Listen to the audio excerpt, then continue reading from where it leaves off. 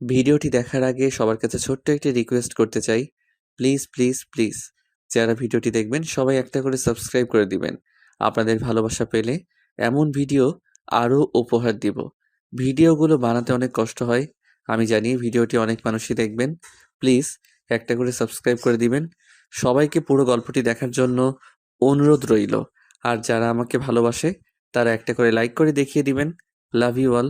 তো চলুন আজকের ভিডিওটি শুরু করা যাক। এই যে মিস্টার, তাড়াতাড়ি উঠুন বলছি। আপনি কি ভুলে গেছেন আজ আমাদের বিয়েতে যাওয়ার কথা? পাপা আর মামুনি কাল থেকে কতবার ফোন করেছে আজ সকাল সকাল ওই বাড়িতে চলে যেতে, আর আপনি এখনো নাক ডেকে ঘুমোচ্ছেন। ওহ জান, ঘুমোতে দাও প্লিজ। আর এত সকালে গিয়ে করবেটা কি সেখানে? করবোটা কি মানে? অনেক কিছুই করব, এখন তাড়াতাড়ি উঠুন বলছি। ওইদিকে নিশ্চয়ই নানু বাড়ির ওরাও সবাই চলে আসছে, আর আমি এখনো বসে আছি আপনার জন্য। তোমার বকবকানির চোটে দেখছি একটু ঘুমাতে পারবো না। দাঁড়াও, একবার লন্ডন নিয়ে যাই তোমায়, তারপর দেখবো কিভাবে দুদিন পর পর বাবার বাড়ি যাওয়ার বায়না ধরো। ইস, আপনি বললেই হলো নাকি? আমি লন্ডন গেলে তো। মানে কি? লন্ডন যাবে না তো এখানে একা থাকবে নাকি? কেন? একা থাকবো কেন? এখানে পাপা মামুনি আছে, শ্বশুর আব্বু শাশুড়ি মা আছে। তাহলে আমি একা থাকবো কেন? ও, তাহলে আমার কোনো প্রয়োজন নেই, শুধু ওরা থাকলেই হবে, তাই তো?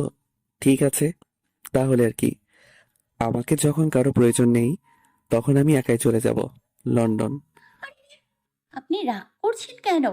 মাত্র কয়েকদিনের জন্যই তো আপনি লন্ডন যাবেন, তাও মাসে তো একবার। এই কদিন আমি ওদের সাথে থাকলে কি হয়? তোমাকে কে বলল আমি মাত্র কয়েকদিনের জন্য লন্ডনে যাব? আমার ব্যবসা বাণিজ্যের সবই বলতে গেলে লন্ডনে। এখানে শুধুমাত্র তোমার জন্য এসেছিলাম আমি। এখানে মাত্র দু একটা শাখা আছে আমার, সেগুলো আমি ডেট আর তোমার বাবার দায়িত্বে দিয়ে যাব। ওরাই সামনে নিবে এগুলো, আর আমাকে লন্ডনের বিজনেসগুলো সামলাতে হবে, যেগুলো এখানে থেকে সম্ভব না। তাই তুমি না চাইলেও তোমাকে আমার সাথে যেতে হবে জান। এসব কি বলছেন? এরকম তো কোনো কথা ছিল না আমাদের মধ্যে। আমি এখানে সবাইকে ছেড়ে লন্ডনে থাকবো কি করে? কেন, তুই জানতে না আমি লন্ডনে থাকি? আর শুধুমাত্র তোমাকে বিয়ের জন্যই এখানে আসা। আমি তো ভেবেছিলাম আপনি এখন থেকে এইখানেই থাকবেন আর মাঝে মধ্যে লন্ডনে যাবেন। তার মানে কি আমি এখানে সব সময় থাকবো না? জানলে তুমি আমাকে বিয়ে করতে না? আরে, আমি এটা কখন বললাম? আপনি তো দেখছি কথায় কথায় রাগ দেখান। প্রিন্স এবার একটু মুচকি হেসে আমাকে নিজের কাছে টেনে নিয়ে জড়িয়ে ধরে বললেন, আচ্ছা ওকে, এত মন খারাপ করতে হবে না। আমরা লন্ডন থাকলেও কিছুদিন পর পরই তোমাকে নিয়ে দেশে আসবো বেড়াতে, কেমন? হুম, ওকে, এবার উঠুন প্লিজ। প্রিন্স উঠে ওয়াশরুমে চলে গেল শাওয়ার নিতে। ০.৫ ঘন্টা পর শাওয়ার নিয়ে বেরিয়ে এসে রেডি হতে লাগলেন উনি। আমিও এর মধ্যেই ওনার জন্য নাস্তা নিয়ে এসে ওনাকে খাইয়ে দিচ্ছি। আর উনি রেডি হচ্ছেন। উনি রেডি হতে হতে ওনাকে খাইয়ে দিয়ে আমি গিয়ে হাত ধুয়ে এসে চুলটাকে আরেকবার সেট করে নিলাম। রেডি তো সেই কালকেই হয়ে গিয়েছি, শুধু মিস্টার পারফেক্টের জন্য এত দেরি। যাই হোক, আমরা বেরিয়ে পড়লাম ওই বাড়ির উদ্দেশ্যে। আমাদের সাথে আমার শ্বশুর শাশুড়িও যাওয়ার কথা ছিল, কিন্তু বাবার অফিস আর শাশুড়ি মা একটু অসুস্থ বলে যেতে পারছে না। আসলে বিয়ের পর এই প্রথম আমাদের বাড়িতে প্রিন্সের মা, বাবা সহ আমাদের আর আমার নানুর বাড়ির সবাইকে একসাথে দাওয়াত করা হয়েছে। যাই হোক, আমরা এসে পৌঁছে গেছি। পাপার মামুনি তো আমাদের দেখে খুশিতে গদগদ হয়ে উঠেছে। আর বিশেষ করে পাপা তো তার জামাইকে পেয়েছেন আকাশের চাঁদ খুঁজে পেয়েছে। পাপা প্রিন্সকে সাথে নিয়ে গিয়ে বসে পড়লেন সোফায়। বিভিন্ন বিষয়ে কথা বলছে ওরা, আর আমি গিয়ে আম্মুর সাথে কিচেন থেকে নাস্তাগুলো আনতে সাহায্য করছি। প্রিন্সের সামনে নাস্তাগুলো রাখতেই উনি অবাক চোখে আমাদের দিকে তাকালেন। এত এত খাবার কে খাবে? কেন বাবা? এগুলো তো তোমার জন্যই বানানো হয়েছে। তুমি খাবে? নাস্তাগুলো কি পছন্দ হয়নি? অন্য কিছু করে দেই? আরে মা, আপনি কি বলছেন এসব? একে তো এতগুলো খাবার বানিয়ে এনেছেন, তার উপর আবার বলছেন অন্য কিছু বানিয়ে আনবেন। আর খাবার পছন্দ হবে না কেন? আমি তো জাস্ট এটাই বলতে চেয়েছি যে এতগুলো খাবার তৈরি করার কি প্রয়োজন ছিল। আমি তো আসার আগেই খেয়ে বেরিয়েছি। তার চেয়ে বরং এগুলো আপনার মেয়েকে খাওয়ান। সেই সকাল থেকে আমাকে পাগল করে দিচ্ছিল তাড়া দিয়ে এখানে আসার জন্য। তাড়াতাড়ি না এলে নাকি ওর ভাগের খাবারগুলো অন্য কেউ খেয়ে নিবে। ওনার কথা শুনে আমার সেই রাগ উঠল। আর এদিকে মামুনি আর পাপা প্রিন্সের কথা শুনে মুখ টিপে হাসতে লাগলো। আমি রেগে ফায়ার হয়ে গেলাম। মোটেও আমি এই কথা বলিনি, আপনি শুধু শুধু আমাকে টিচ করছেন। আচ্ছা আচ্ছা, ঠিক আছে, এত রাগ করতে হবে না। জামাই তো একটু মজা করছিল মাত্র। আমি মুখ ফুলিয়ে প্রিন্সকে একটা মুচকি দিলাম আর উনি হেসে ফেললেন। আমি মামুনিকে জিজ্ঞেস করলাম নানুর বাড়ির লোকজন কখন আসবে। মামুনি বলল তারা পথে আছে, বেশিক্ষণ লাগবে না এসে পৌঁছাতে। পাপা আমাকে ডেকে সোফায় বসতে বললেন। আমি গিয়ে পাপার পাশে বসলাম আর মামুনি আমাদের নাস্তা খেতে বলে চলে গেল রান্নার ঘরে।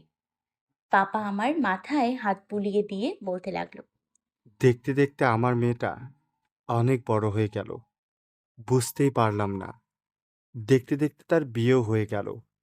দোয়া করি যেন অতি শীঘ্রই নাতি নাতনির মুখ দেখতে পারি। আমি লজ্জায় লাল হয়ে একবার প্রিন্সের দিকে তাকালাম। উনি আমার দিকে তাকিয়ে মুচকি মুচকি হাসছেন। আমি দ্রুত ওনার দিকে থেকে চোখ সরিয়ে পাপাকে প্রিন্সের সাথে কথা বলতে বলে উঠে চলে এলাম মামুনির কাছে রান্নাঘরে। তা বাবা, তুমি নাকি লন্ডনে যাচ্ছ, কবে ফিরবে? রোজও কি তোমার সাথে যাচ্ছে, নাকি সেই কয়দিনের জন্য ওকে আমাদের এখানে রেখে যাবে? না বাবা, রোজও যাচ্ছে আমার সাথে, তবে কয়েকদিনের জন্য নয়। আপনি তো জানেনই আমার সব বিজনেস মূলত লন্ডনেই।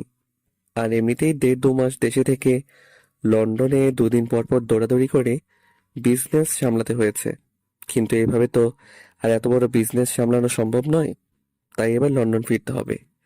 তবে তার আগে আমার এখনকার যে কয়েকটা ব্রাঞ্চ রয়েছে কোম্পানির, সেগুলো আপনারা ডেটের দায়িত্বে নিয়ে যেতে চাই। আশা করি আপনারাই এগুলো সামলে নেবেন। আর আমিও যখনই সময় পাবো রোজকে নিয়ে এসে ঘুরে যাব। মেয়েটাকে বড্ড মিস করব। আসলে একটা মাত্র মেয়ে, কখনো ওকে ছেড়ে আমরা থাকিনি। মেয়ের বিয়ের পর থেকে তো এই বাড়িটা কেমন যেন শূন্য শূন্য হয়ে থাকে। এই যে তোমরা এলে, এখন যেন কেমন বাড়িটা প্রাণ ফিরে পেল। কয়দিন পরে আবার তোমরা লন্ডনে চলে গেলে তো আরো খারাপ লাগবে মেয়েটার জন্য। মন খারাপ করবেন না, আমরা কিছুদিন পর পরই এসে বেরিয়ে যাব। বেলা 11:30টায় এসে নানুর বাড়ির সবাই পৌঁছলো আমাদের বাড়িতে। সবার সাথে আমি আর প্রিন্স কুশল বিনিময় করে সবাই সোফায় বসলাম। কিন্তু প্রিন্স আজও নাবিল ভাইয়ার সাথে তেমন কোনো কথা বলছে না, শুধু হাই হ্যালো করেই শেষ। নাবিল ভাইয়া নিজে থেকে কিছু জিজ্ঞেস করলে কোনো রকমে উত্তর দেয়, যেন বাধ্য হয়েই কথা বলছে উনি ভাইয়ার সাথে। আমার ব্যাপারটা খারাপ লাগছে, কিন্তু সবাই সামনে বলে কিছুই জিজ্ঞেস করতে পারছি না। প্রিন্স নাবিলার সাথে উনি কথা বলতে চায় না কেন।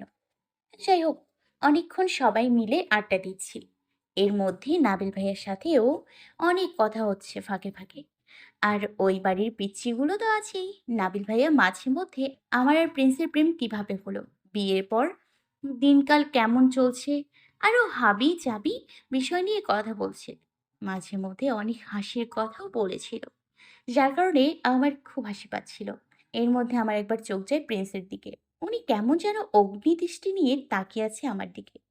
আমি ওনার ওইভাবে তাকানোর কোনো কারণ খুঁজে পাচ্ছি না, আর সবার সামনে কিছু জিজ্ঞেসও করতে পারছি না। আর এদিকে নাবিল ভাইয়া তো বক বক করেই যাচ্ছে। প্রিন্স আমাদের থেকে একটু দূরে বসে আছে। প্রিন্সের ওইরকম তাকানো দেখে আমার মনে কেমন জানি একটা ভয় কাজ করতে লাগলো। আমি মনে মনে ভাবছি, আবার কোনো ভুল করলাম না তো। আমি প্রিন্সের সামনে এভাবে বসে থাকার মতো আর সাহস পাচ্ছি না।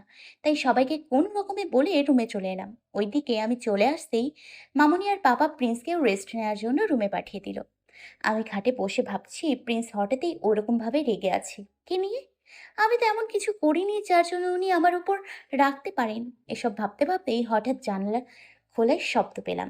দরজাটা আমি ছিটকিনি লাগাইনি, জাস্ট ভিড়িয়ে রেখেছিলাম। যাই হোক, আমি দরজার দিকে তাকাতেই দেখি প্রিন্স ঘরে ঢুকে দরজার ছিটকিনি লাগিয়ে আমার দিকে ঘুরে তাকালেন। এখনো তার চোখে মুখে রাগ স্পষ্ট। আমি উঠে দাঁড়াতেই উনি আচমকা আমার সামনে এসে আমায় ধাক্কা মেরে বিছানায় ফেলে দিলেন। কোনো কিছু বুঝে ওঠার আগেই উনি আমার শোয়া অবস্থায় দুহাত চেপে ধরলো। ব্যথায় আমি কুঁকড়ে উঠলাম। প্রিন্স, কি করছেনটা কি? ছাড়ুন, আমায় লাগছে তো। খুব লাগছে না? এরকম কাজ করার আগে মনে থাকে না যে আমারও এরকমই লাগে? শুধু পার্থক্য এটাই যে তোমার ব্যথা লাগে শরীরে আর আমার ব্যথা লাগে হৃদয়ে। এসব কি বলছেন প্রিন্স? কি এমন করেছি আমি? আর আপনার কেমন ভালোবাসা, যেখানে একবার পাগলের মতো ভালোবাসেন, আবার আরেকবার আঘাতের উপর আঘাত দেন। আমি তোমায় কখনোই আঘাত দিতে চাই না, কিন্তু তুমি আমাকে তোমায় আঘাত করতে বাধ্য করো। ইউ নো হোয়াট, আমি সবসময় নিজের রাগকে কন্ট্রোলে রাখার চেষ্টা করি, সবসময় ঠান্ডা মাথায় কাজ করার চেষ্টা করি, কিন্তু একমাত্র তোমার আচরণ, তোমার উল্টোপাল্টা কাজগুলো দেখলে আমি কিছুতেই নিজের রাগকে কন্ট্রোল করতে পারি না। কারণ তুমি বারবার সেই কাজটাই করো যেটা টলারেট করতে পারি না, যেটা আমি পছন্দ করি না বা তোমাকে করতে মানা করি। তুমি সেটাই বেশি বেশি করো। তুমি ভালো করেই জানো আমি কোনো ভুলের জন্য বারবার ক্ষমা করি না, তারপরও কেন রাখো আমায়? প্রিন্স, আপনি শুধু শুধু সিনক্রেট করছেন। আমি এমন কোনো অন্যায় কাজ করিনি যার জন্য আপনি আমার সাথে এরকম বিহেভ করতে পারেন। জাস্ট শাট আপ রোজ, একদম আমার রাগ বাড়িও না। আর একবার মুখে মুখে তর্ক করলে কিন্তু এরপরে কথা বলার অবস্থায় থাকবে না।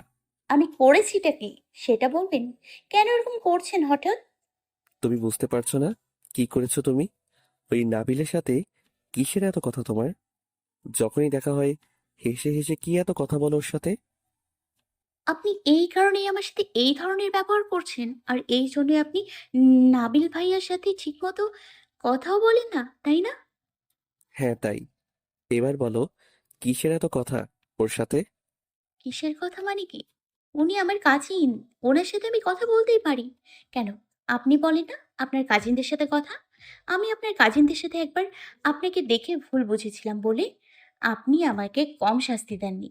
তাহলে এখন আপনি নিজেও এই কাজ কেন করছেন? হ্যাঁ করছি, কারণ জেসমিন আমার বড় বোন হয় আর তুমি নাবিলের ছোট। সে তোমায় অন্য নজরে দেখতেই পারে, আর সে অন্য নজরে না দেখলেও তুমি ওর সাথে কোনো কথা বলবে না, প্রয়োজনে ওর সামনেও যাবে না। আর শুধু নাবিল না, কোনো ছেলের সাথেই যেন তোমাকে কথা বলতে বা মিশতে না দেখি। আমার কথার অবাধ্য যেন না হও, তাহলে ফল তোমার জন্য ভালো হবে না। তাই বলে উনি বা আমার যে কোনো কাজিন আমার সাথে কথা বলতে চাইলে আমি তাদের সাথে কথা না বলে চলে যাব? ভদ্রতার খাতিরে মানুষকে মানুষের সাথে কথা বলতে হয়। তুমি আমাকে ভদ্রতা শেখাতে এসো না। তোমার সব ভদ্রতা তুমি আমার জন্য রেখে দাও। আর হ্যাঁ, একটা কথা মাথায় ভালো করে সেট করে নাও, আমি এখন থেকে শুধু তোমার ডেঞ্জারাস লাভার নই, এখন থেকে আমি তোমার ডেঞ্জারাস লাভার হাজবেন্ড।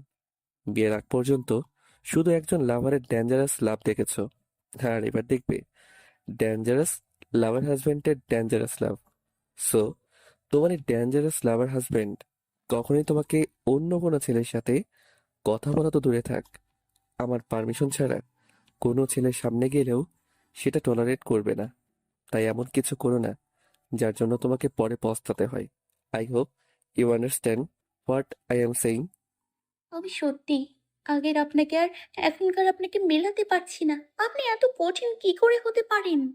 উনি আমার হাত ছেড়ে দিয়ে ওনার দুহাত দিয়ে আমার দুগাল আলতো করে ধরে বললেন, আমার কথা অমান্য করো না প্লিজ। তুমি ভালো করেই জানো আমি রাগলে মাথা ঠিক থাকে না, তাই আমার অপছন্দের কাজগুলো ভুলেও করো না। তোমার উপরেই ডিপেন্ড করবে আমি কঠিন হব নাকি কোমল। আমি সত্যিই চাই না তোমাকে হার্ট করতে, কিন্তু তুমি আমাকে হার্ট করলে আমিও বাধ্য হব তোমায় হার্ট করতে। তুমি হয়তো জানো না তোমাকে অন্য কোনো ছেলের সাথে কথা বলতে দেখলে আমার কতটা কষ্ট হয়। আমি সহ্য করতে পারি না তোমাকে অন্য কোনো ছেলের সাথে কথা বলতে দেখলে। প্লিজ সুইটার, এমন কিছু করো না যেটা আমি সহ্য করতে পারি না। আমি অবাক চোখে ওনার দিকে তাকিয়ে রইলাম। আমি জানি উনি আমায় খুব ভালোবাসেন, কিন্তু উনি যে আমার প্রতি এতটা পজিটিভ তা আমার জানা ছিল না। বেলকনিতে রেলিং ধরে আকাশের অর্ধবৃত্ত চারটার দিকে এক মনে তাকিয়ে আছি। মনটা ভীষণ উদাস উদাস লাগছে। হয়তো কাল এই সময়ে শুধু লন্ডন থাকতে হবে আমাকে। পরিবার পরিজন ছেড়ে শুধুমাত্র ভালোবাসার মানুষের হাত ধরে পাড়ি দিতে হবে সেখানে। জানি না আবার কবে আসতে পারবো দেশে। এসব ভাবতেই একটা চাপা দীর্ঘশ্বাস আর চোখ থেকে দুফোঁটা পানি গড়িয়ে পড়ল। এমন সময় হঠাৎ কারোর ঠান্ডা স্পর্শ অনুভব করলাম পেটে, আর সাথে কাঁধে গরম নিঃশ্বাস। সাথে সাথে কেঁপে উঠলাম। প্রিন্স আমাকে পেছন থেকে জড়িয়ে ধরে আমার কাঁধে নিজের থুতনি রেখে একটা দীর্ঘশ্বাস ছেড়ে বললেন, মন খারাপ? না। প্রিন্স আমাকে তার দিকে ঘুরিয়ে দু কাঁধে নিজের দুহাত রেখে বললেন, মন খারাপ করো না জান। জানি আমি তোমার কষ্ট হচ্ছে সবাইকে ছেড়ে ওই রকম একটা অচেনা অজানা দেশে গিয়ে থাকতে হবে ভেবে। বাট আই প্রমিস ইউ, যখনই আমি সময় পাবো তোমাকে নিয়ে চলে আসবো বেড়াতে। কি করবো বলো? কাজকর্ম ফেলে তো এখানে পড়ে থাকলে চলবে না, তাই না? তাই মন খারাপ না করে আবেগটা কমিয়ে একটু বাস্তবিক হওয়ার চেষ্টা করো। আমি কি আপনাকে বলেছি নাকি আমার কষ্ট হচ্ছে? কষ্ট হচ্ছে না বুঝি? যাক, তাহলে তো ভালোই হলো। কষ্ট না হলে আমারই সুবিধা। এখন ঘরে চলো। আমার ভালো লাগছে না। আপনি যান, আমি এখানেই থাকি। উনি আমার কথা শুনে কিছুক্ষণ আমার দিকে তাকিয়ে রইলেন। তারপর হুট করেই আমাকে কোলে তুলে নিয়ে হাঁটা শুরু করলেন ঘরের দিকে। উনি আচমকা এভাবে কোলে তুলে নেওয়ায় আমি ভয় পেয়ে ওনার গলায় জড়িয়ে ধরলাম। কি হলো, ঘরে নিচ্ছেন কেন? আমি তো বললাম আমি বেলকনিতে থাকবো কিছুক্ষণ। এখন বেলকনিতে থাকতে হবে না। অনেকক্ষণ ছিলে, কিছু বলিনি। It's time to romance sweetheart, so don't disturb me. উনি কথাগুলো বলেই আমায় খাটে শুয়ে দিলেন। তারপর উনিও পাশে শুয়ে আমায় জড়িয়ে ধরে বললেন, জানো রোজ, আগে তোমাকে ছাড়া থাকতে কষ্ট হলেও অনেক কষ্টে নিজেকে সামলে নিতাম, কিন্তু এখন আর সেটা সম্ভব নয়। তোমাকে ছেড়ে থাকা তো দূরের কথা, তোমাকে ছাড়া একটা দিন আমি কল্পনাও করতে পারি না। তাই প্লিজ আমার থেকে দূরে থাকার চিন্তাটাও করো না। তুমি হাজার কষ্ট পেলেও আমি তোমাকে এখানে রেখে যেতে পারবো না। প্লিজ এই বিষয়ে কোনো আবদার করো না আমার কাছে। আমি ওনাকে জড়িয়ে ধরে বললাম, আপনার কি মনে হয় যে আমি আপনাকে ছাড়া থাকতে পারবো? ডোন্ট ওয়ারি, আমি আপনার কাছে কখনোই কোনো রকম কোনো আবদার করব না যেটাতে আপনার কষ্ট হয়। Thank you so much sweetheart, and I love you. I love you too mister perfect dangerous lover husband. তাই? হুম।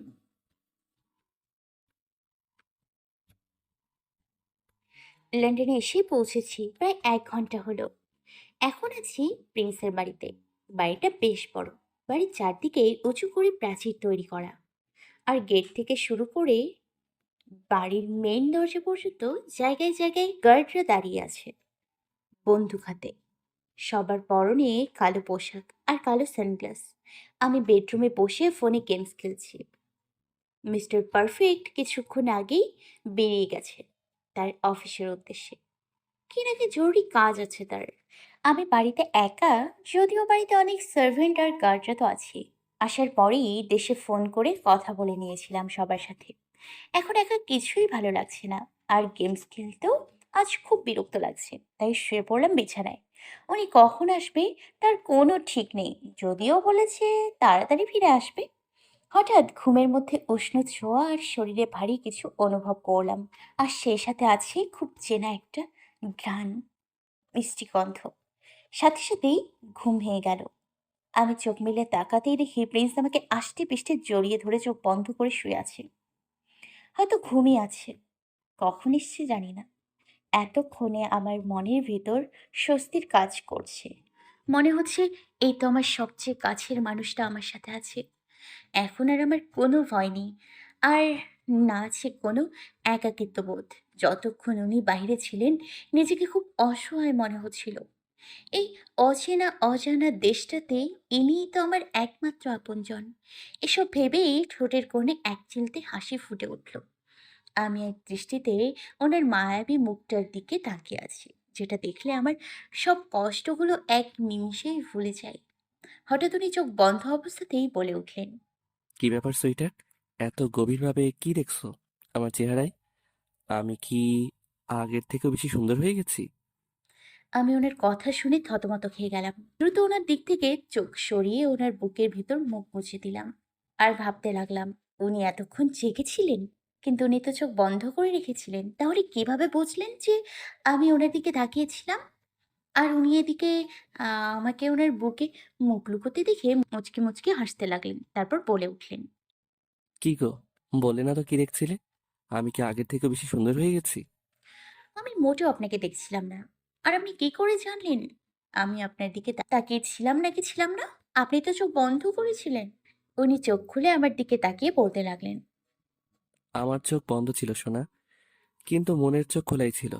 আর এই মনের চোখ দিয়ে আমি সারাক্ষণই তোমাকে দেখতে পাই। বললেই হলো মিথ্যুক কোথাকার। নিশ্চয়ই আপনি মিটমিট করে দেখছিলেন।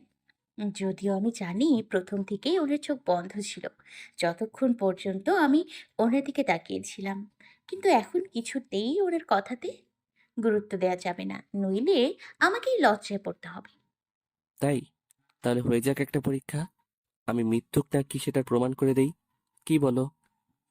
কি পরীক্ষা আর কিভাবে প্রমাণ দেবেন? তুমি নিজের হাতে আমার চোখ বেঁধে দেবে, আর তারপর তুমি আমার সামনে বসবে। আমি ওই অবস্থায় বলবো তুমি আমার দিকে তাকিয়ে আছো কিনা। যদি আমারটা মিলে যায়, তখন তোমায় স্বীকার করতে হবে যে আমি চোখ বন্ধ রেখেও তোমায় অনুভব করতে পারি। রাজি? ওকে, ডান। আমি দ্রুত একটা কালো পট্টি এনে ওনার চোখটা খুব শক্ত করে বেঁধে দিলাম। তারপর ওনার সামনে বসে পড়লাম। তারপর আমি আগে টেস্ট করতে চাই আপনি কিছু দেখতে পাচ্ছেন কিনা। কিভাবে টেস্ট করবে? আমি তো বললাম আমি চোখ বন্ধ রেখে বলতে পারি তুমি কি করছো। তাহলে আলাদাভাবে কি টেস্ট করবে শুনি? এই রে, তাই তো। এখন কিভাবে টেস্ট করব? আরে ধুর, আমি যেভাবে টাইট করে ওনার চোখ বেঁধেছি তাতে ওনার পক্ষে কিছুই দেখা সম্ভব না। আচ্ছা ঠিক আছে, তাহলে ডিরেক্ট পরীক্ষা হোক। আপনাকে এখন বলতে হবে আমার চোখ বন্ধ করে আছি নাকি চোখ খুলে রেখেছি। ওকে। ওকে, তাহলে স্টার্ট। এবার বলুন, আমার চোখ খোলা নাকি বন্ধ? এই মুহূর্তে তোমার চোখ বন্ধ। আমি দ্রুত চোখ খুলে ওনার দিকে তাকালাম, কিন্তু ওনার চোখ তো বাঁধাই আছে। মনে মনে ভাবছি উনি আবার চিটিং করে পট্টি সরিয়ে দেখেনি তো। না, হবে না, আপনি নিশ্চয়ই চিটিং করেছেন।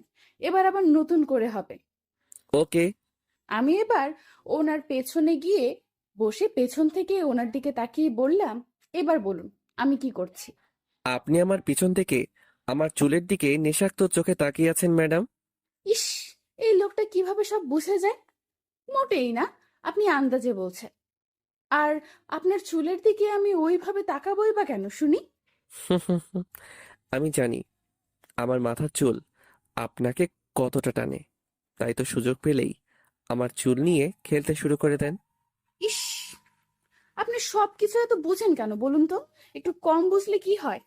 আমার বউ কম বোঝে তো, তাই আমাকে সবকিছু বুঝতে হয়। তা আমি কি পরীক্ষায় পাশ করেছি? এবার কি চোখ থেকে কাপড়টা সরানো যাবে? Yes, of course. আর এই জন্যই তো আপনাকে মিস্টার পারফেক্ট খেতাবটা দিয়েছে। তাই? হুম। প্রিন্সের লন্ডনের সব বন্ধু বান্ধব, বিজনেস পার্টনার আরো পরিচিত যারা যারা আমাদের বিয়েতে উপস্থিত হতে পারেনি, তাদের জন্য আমার বিয়ে উপলক্ষে একটা পার্টি রাখা হয়েছে। শুনেছি জেসমিন আপুও আসবে, তার হাজবেন্ড আর বাচ্চা নিয়ে। পার্টিতে পরার জন্য প্রিন্স ডিজাইনার দিয়ে আমার জন্য ড্রেস তৈরি করিয়েছে। সেটাই একটু আগে সার্ভেন্ট এসে আমাকে দিয়ে গেল। গাউনটা জাস্ট অসাধারণ। পিঙ্ক কালারের একটা গাউন, আর তার সাথে আছে ম্যাচিং করা অর্নামেন্টস। প্রিন্স অনেক আগেই রেডি হয়ে নিচে গেছে। গেস্টরা অলরেডি আসতে শুরু করেছে। আমাকে এসেছে পার্লারের দুটো মেয়ে সাজাতে। আমি গাউনটা পরে বসে পড়েছি সাজতে। প্রায় আধ ঘন্টা পর প্রিন্স এসে দরজা নক করলো। দরজা বন্ধ থাকায় বাইরে থেকে বলে উঠলো, এই রোজ, তোমার সাজ হয়নি এখনো? এই তো হয়ে গেছে প্রায়, আর একটু ওয়েট করুন প্লিজ। আচ্ছা, দ্রুত করো। সবাই চলে এসেছে প্রায়। তোমার সাজ হলে আমাকে ফোন করো, আমি নিচে যাচ্ছি। ওকে। প্রায় 15 মিনিট পরে আমার সাজ কমপ্লিট হলো। মেয়েরা বেরিয়ে পড়েছে আমাকে সাজিয়ে দিয়ে। আমি নিজেকে আয়নায় ভালো করে দেখে নিয়ে প্রিন্সকে ফোন করলাম। উনি ফোন রিসিভ না করে কেটে দিলেন। আমি আরেকবার ফোন দিতে যাব, এমন সময় উনি মেসেজ দিলেন, আসছি আমি। উনি কিছুক্ষণের মধ্যেই উপরে এসে দরজায় নক করলেন। আমি দ্রুত গিয়ে দরজা খুলে দিলাম। উনি দরজা খুলতেই ঝটপট রুমে ঢুকে দরজা বন্ধ করে পেছন ফিরে আমার দিকে তাকাতেই ওনার মুখ হা হয়ে গেল। উনি আমার দিকে তাকিয়েই আছেন। না আছে তার মুখে কোনো কথা, আর না আছে কোনো নড়াচড়া।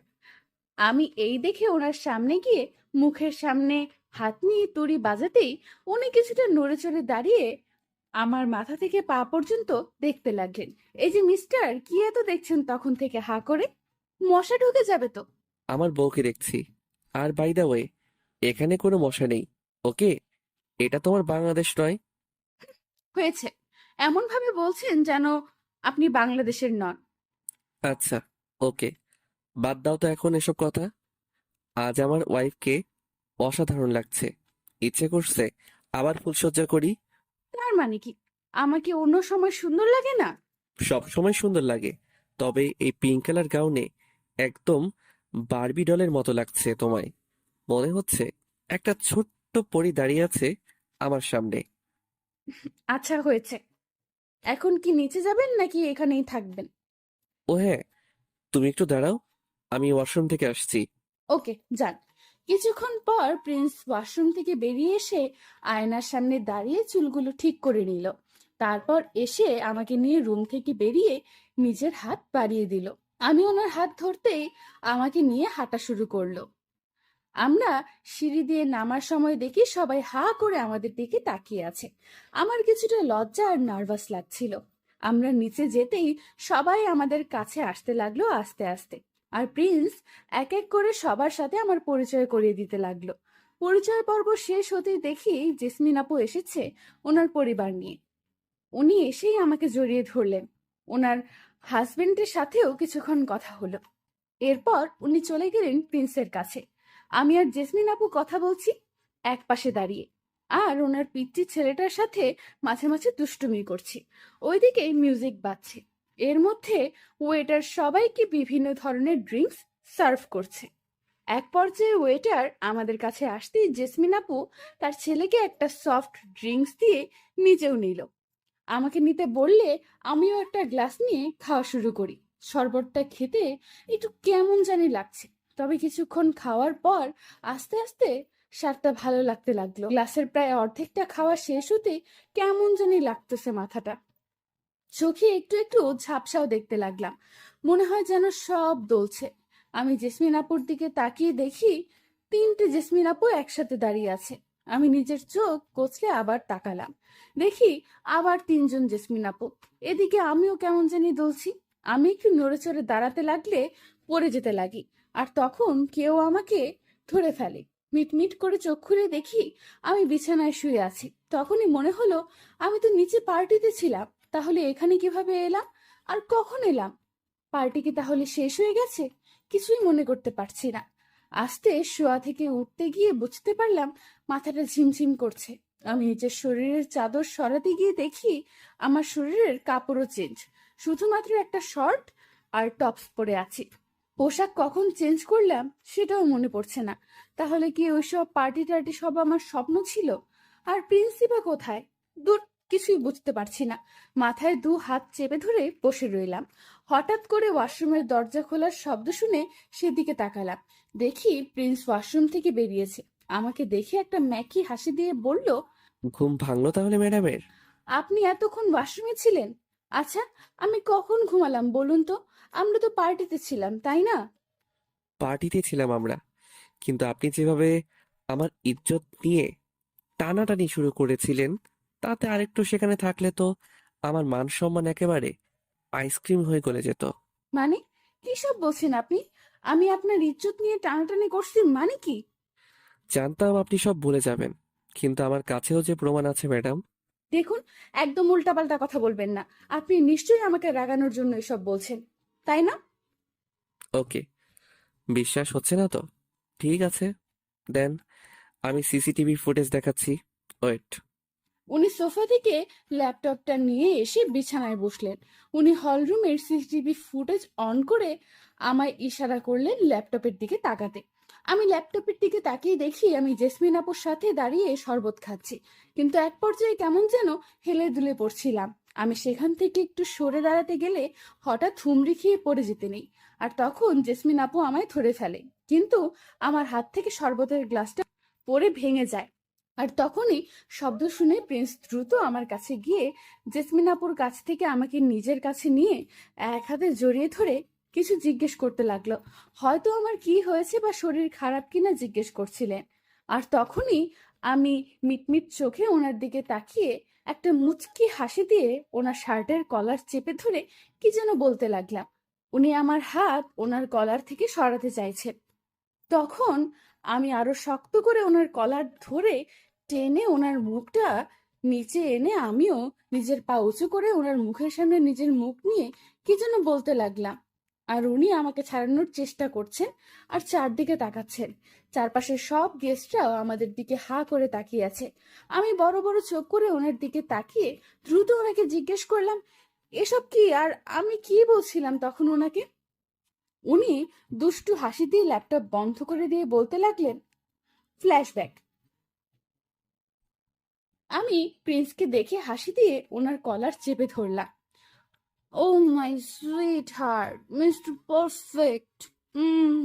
তুমি কোথায় ছিলে এতক্ষণ? দেখো না, আমার শরবতের গ্লাসটা পড়ে গেছে। আমি আরো শরবত খাবো, প্লিজ। আমায় আরো শরবত এনে দাও। রোজ, কি হচ্ছে এসব? কলা ছাড়ো, সবাই দেখছে। আর শরবত খেতে হবে না, ওইটা ভালো না। আমি আরো শক্ত করে ওনার কলার চেপে ধরে মুখের কাছে মুখ নিয়ে বললাম, না, আমি শরবত খাবো, ওইটা অনেক ভালো। তুমি আমাকে শরবত এনে দাও, নয়তো আমি তোমার মিষ্টি ঠোঁট খাবো। রোজ এরকম করে না। আচ্ছা, তুই শরবত খাবে তো? ঠিক আছে, এখন রুমে চলো। রুমে গিয়ে শরবত খেও। না, আমি এখানেই খাবো, আর এখনই খাবো। দেখো, এখন যদি তুমি রুমে না যাও তাহলে শরবত পাবে না। আচ্ছা, আমি যাবো, আমার শরবত দাও। উনি আমাকে পাজাকোলা করে জেসমিন আপু আর তার হাজবেন্ডকে বললেন গেস্টদের সামলাতে। তারপর উনি একজন সার্ভেন্টকে ডেকে উপরে লেমন জুস নিয়ে যেতে বলে। আমায় নিয়ে সিঁড়ি দিয়ে উপরে উঠতে শুরু করলেন, আর আমি ওনার গলায় শক্ত করে জড়িয়ে ধরে রেখেছি। আর মাঝে মধ্যে হুটহাট চুমু বসিয়ে দিচ্ছি ওনার গালে। যতবার আমি এমন করছি ততবারই উনি চোখ রাঙিয়ে আমার দিকে তাকাচ্ছেন, কিন্তু তাতে আমি ওনাকে ভয় না পেয়ে উল্টো আরো বেশি করে এমন করছি। উনি আমায় রুমে এনে বেডে বসিয়ে দিয়ে উঠতে লাগলে আমি টান মেরে ওনাকে বিছানায় ফেলে দিয়ে চেপে ধরে গলায় কামড় বসিয়ে দিলাম। উনি আমাকে পাজাকোলা করে নিয়ে জেসমিন আপু আর তার হাজবেন্ডকে বললেন গেস্টদের সামলাতে। তারপর উনি একজন সার্ভেন্টকে ডেকে উপরে লেমন জুস নিয়ে যেতে বলে আমায় নিয়ে সিঁড়ি দিয়ে উপরে উঠতে শুরু করলেন। আর আমি ওনার গলায় শক্ত করে জড়িয়ে ধরে রেখেছি, আর মাঝে মধ্যে হুটহাট চুমু বসিয়ে দিচ্ছি ওনার গালে। যতবার আমি এমন করছি ততবারই উনি চোখ রাঙিয়ে আমার দিকে তাকাচ্ছেন, কিন্তু তাতে আমি ওনাকে ভয় না পেয়ে উল্টো আরো বেশি করে এমন করছি। উনি আমায় রুমে এনে বেডে বসিয়ে দিয়ে উঠতে লাগলে আমি টান মেরে ওনাকে বিছানায় ফেলে দিয়ে চেপে ধরে গলায় কামড় বসিয়ে দিলাম। উফ, রোজ কি করছোটা কি? পাগল হয়ে গেছো নাকি? এভাবে কামড়াচ্ছ কেন? ইয়েস, আমি পাগল হয়ে গেছি, ম্যাড। আই এম গোর প্রেমে ম্যাড। হয়েছে, গান থামাও। এই মুহূর্তে আপনি পাগল না, মাতাল হয়ে আছেন। দরজায় হঠাৎ নক পড়ল। প্রিন্স আমায় জোর করে বিছানায় শুইয়ে দিয়ে গেল দরজা খুলতে। দরজা খুলে, Sir, your lime juice. ও, thanks. Most welcome, sir. Okay, now go. Prince দরজা বন্ধ করে জুস নিয়ে এগিয়ে এলো, আর আমি বিছানায় উপর হয়ে শুয়ে পা নাচাচ্ছি আর গান গাইছি। রোজ, ডিয়ার ওঠো, এই দেখো তোমার জন্য জুস এনেছি। ওয়াও, আমি জুস খাবো? হ্যাঁ, এই নাও, পুরোটা খাবে কিন্তু। হোয়াট? এটি কি এনেছো?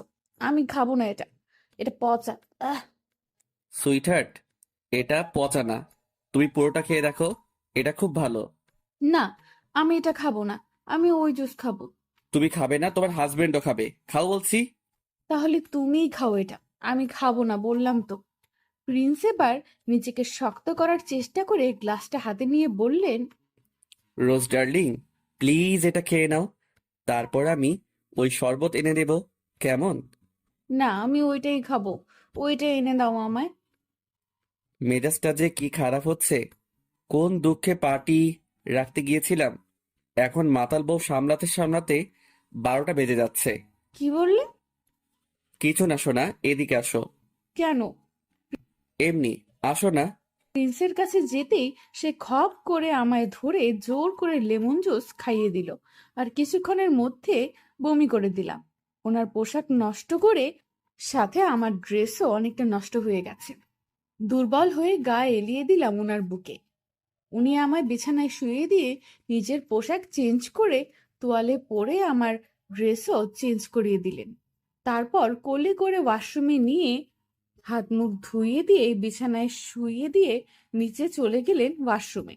তারপর একটা লং শাওয়ার নিয়ে বেরিয়ে এসে দেখেন আমি মাথা চেপে ধরে বসে আছি। তারপরের ঘটনা তো আপনারা জানেন। বর্তমান আমি প্রিন্সের থেকে পুরো ঘটনা শুনে লজ্জায় কুঁকড়ে গেলাম। তারপর বললাম, কিন্তু আমি তো সফট ড্রিঙ্কস খেয়েছিলাম, নেশা জাতীয় কিছু ড্রিঙ্ক করিনি। তাহলে? ড্রিঙ্কের ট্রেতে বিভিন্ন ধরনের ড্রিঙ্ক ছিল, তুমি ভুল করে নেশা জাতীয়টা নিয়ে নিয়েছিলে। সরি, আমার জন্য আপনাকে সবার কাছে লজ্জা পেতে হলো। ইটস ওকে সুইটার্ট, তুমি তো ইচ্ছে করে করনি। আর তাছাড়া এই দেশের মানুষদের কাছে এটা একটা সিম্পল ব্যাপার। So don't worry my lady. সবাই কি চলে গেছে?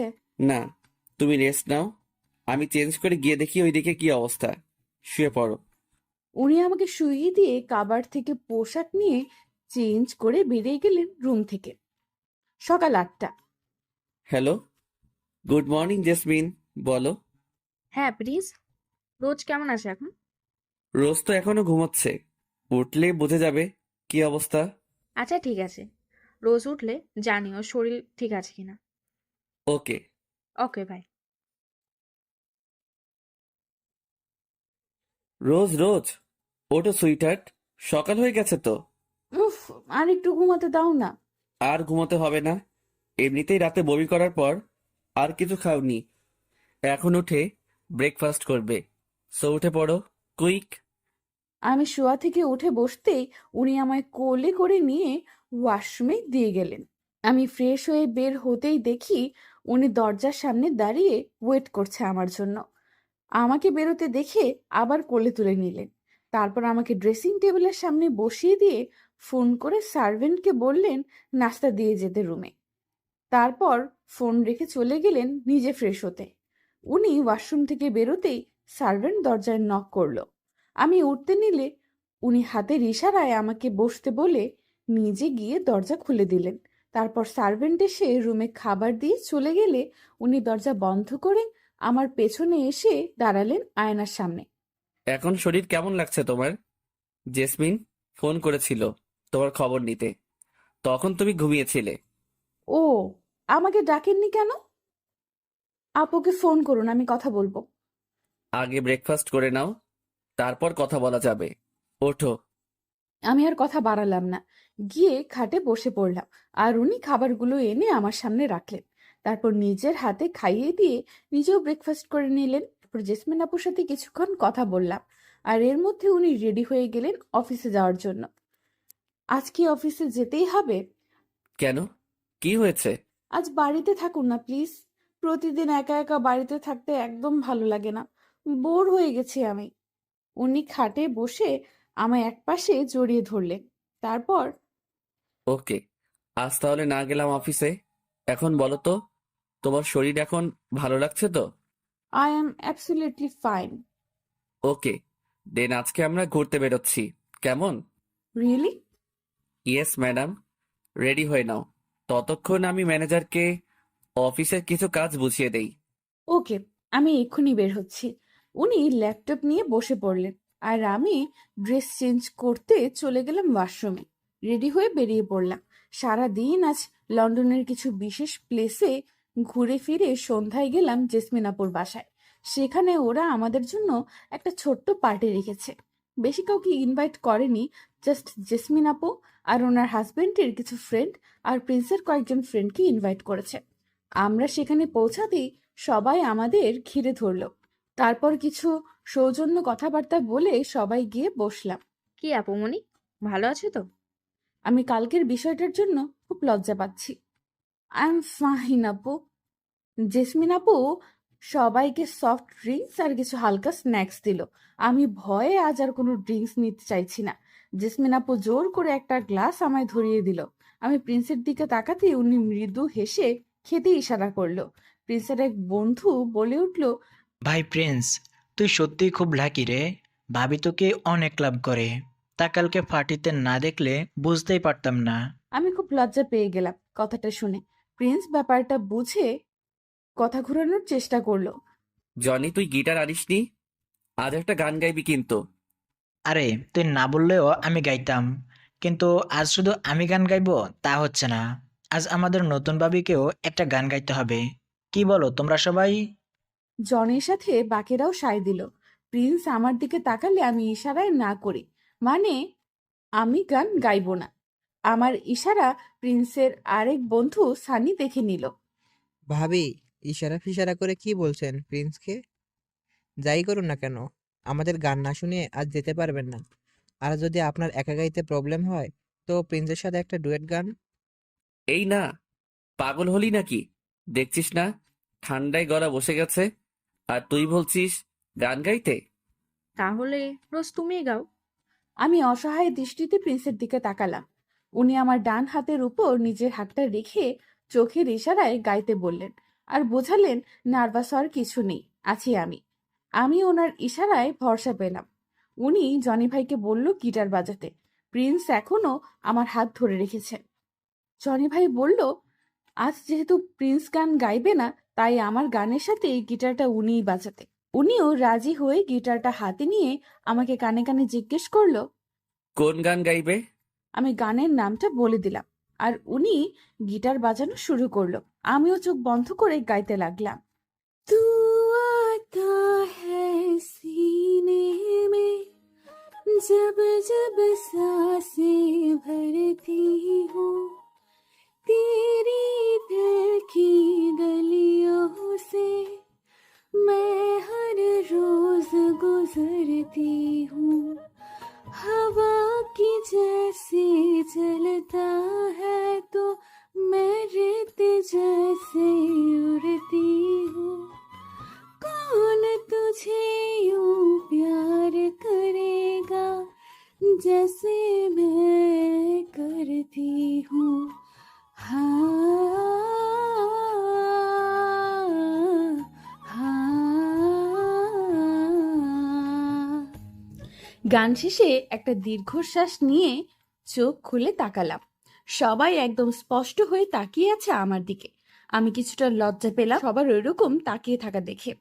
আমি ব্যাপারটা বুঝতে না পেরে প্রিন্সের দিকে তাকালাম। কি উনি গিটারটা এক সাইডে রেখে মুচকি হেসে আমায় এক সাইড দিয়ে জড়িয়ে ধরলেন। সাথে সাথে সবাই জোরে হাততালি দিতে শুরু করলো।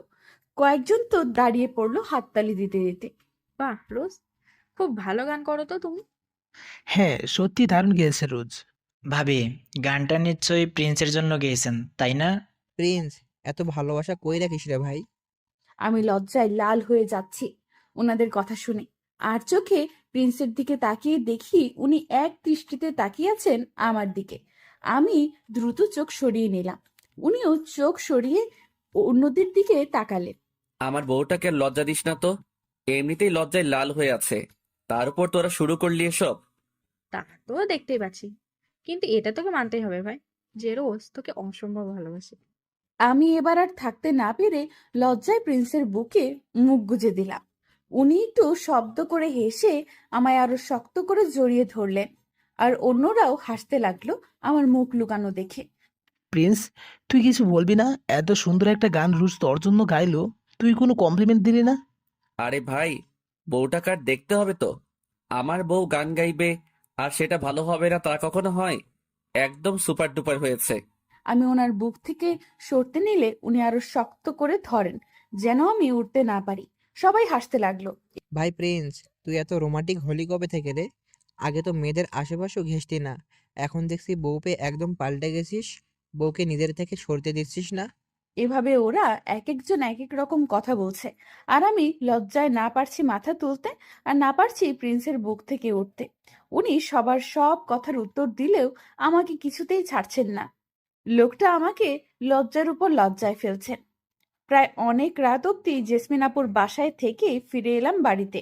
ভীষণ টায়ার্ড লাগছিল, তাই ফ্রেশ হয়ে এসেই দুজন শুয়ে পড়েছি বিছানায়। সকালে ঘুম ভাঙতেই দেখি মিস্টার আমায় আষ্টে পৃষ্ঠে জড়িয়ে রেখে শান্তিতে ঘুমাচ্ছেন। একটু মুচকি হাসি দিয়ে ওনার কপালে পড়ে থাকা চুলগুলো সরিয়ে ঘড়ির দিকে তাকালাম। দেখি 10টা অলরেডি বেজে গেছে। রাতে লেট করে ঘুমানোর ফলে সকালে উঠতেও লেট হয়ে গেল। আমাদের ফোনগুলো রাতে অফ করে রেখেছিলাম, আর অ্যালার্ম দিয়ে রাখতেও মনে ছিল না। আমি দ্রুত প্রিন্সকে ডাকতে লাগলাম। ওনার তো অফিসে যাওয়ার কথা ছিল 8টায়, এখন উঠে না জানি না খেয়ে অফিসে ছোটে, কে জানে। এই যে শুনছেন, এই উঠুন না, 10টা বেজে গেছে তো, আজ অফিসে যাবেন না? হুম। কি করছেন? উঠুন তাড়াতাড়ি, পরে বলতে পারবেন না যে আমি ডেকে দেইনি। উফ, ঘুমোতে দাও তো, রাতে ঘুম হয়নি ভালো। সো চুপচাপ ঘুমো। এই যে মিস্টার, এখন যেগুলো বলছেন সেগুলো ভেবে বলছেন তো? পরে বলবেন না তো রোজ কেন ডেকে দিলে না আমায়? আমার অফিসে লেট হয়ে গেল। কয়টা বাজে? 10টার উপরে বাজছে। ও, আগে কেন বলনি? বাই দ্য ওয়ে, লেট যখন হয়ে গেছে তাহলে আজ আর অফিসে যাব না। তার চেয়ে বরং চলো রোম্যান্স করি। এমনি কাল টায়ার্ড থাকার কারণে রোম্যান্স করা হয়নি। ইস, খুব শখ না? ছাড়ুন আমায়, আমি ফ্রেশ হব। এখন কোনো রোম্যান্স হবে না। সাত সকালে এসেছে উনি রোম্যান্স করতে। উনি আমার কথার কোনো গুরুত্ব না দিয়ে উল্টো আরো বেশি করে চেপে ধরে গায়ে কম্বল টেনে দিয়ে কানের কাছে ফিসফিস করে বললেন, সকালেই তো ভালো রোমান্স হবে। সকালের ওয়েদার কত রোমান্টিক বলো। তা দেখুন, এটা মোটেও সকাল নয়। সকাল তো অনেক আগেই পেরিয়ে গিয়েছে, তাই না? সো এখন কোনো রোম্যান্স নয়, ওকে? Not okay. তুই তো একটু আগে বললে যে সাত সকালে রোমান্স করতে এসেছি। সো এখন কথা ঘোরালে কোনো লাভ হবে না। দেখুন, ওইটা তো ভুলে আর কিছু বলতে পারলাম না। তার আগেই মুখ বন্ধ করে দিল। দুপুর 12টায় শাওয়ার নিয়ে দুজনে চলে গেলাম নিচে লাঞ্চ করতে। ব্রেকফাস্ট তো আজ হলো না। লাঞ্চ সেরে এসে বিছানায় বসে ভাবছি এখন কি করব। এত লেট করে আজ ঘুম থেকে উঠলাম, তারপর এখন তো ঘুমও আসবে না। এদিকে মিস্টার পারফেক্ট তার ল্যাপটপে মুখ গুজে বসে রয়েছেন রুমে এসে। আমি ফোন হাতে নিলাম, একটু গেম খেলবো ভেবে। যেই না গেম স্টার্ট করতে যাব, তার আগেই উনি ল্যাপটপে চোখ রেখেই বলে উঠলেন, কি ব্যাপার? আপনার পড়ালেখা কি কমপ্লিট হয়ে গেছে নাকি আর লেখাপড়া করবেন না বলে ঠিক করেছেন? বিয়ের পর থেকে একবারও তো বই নিয়ে বসতে দেখলাম না। না, মানে আসলে বিয়ের পর থেকে তো একটা না একটা ফাংশন, তারপর আবার লন্ডন আসা, সব মিলিয়ে সময় হয়ে ওঠেনি, তাই। তা এখন তো ফ্রি আছো, এখন বসে আছো কেন? পড়তে বসো।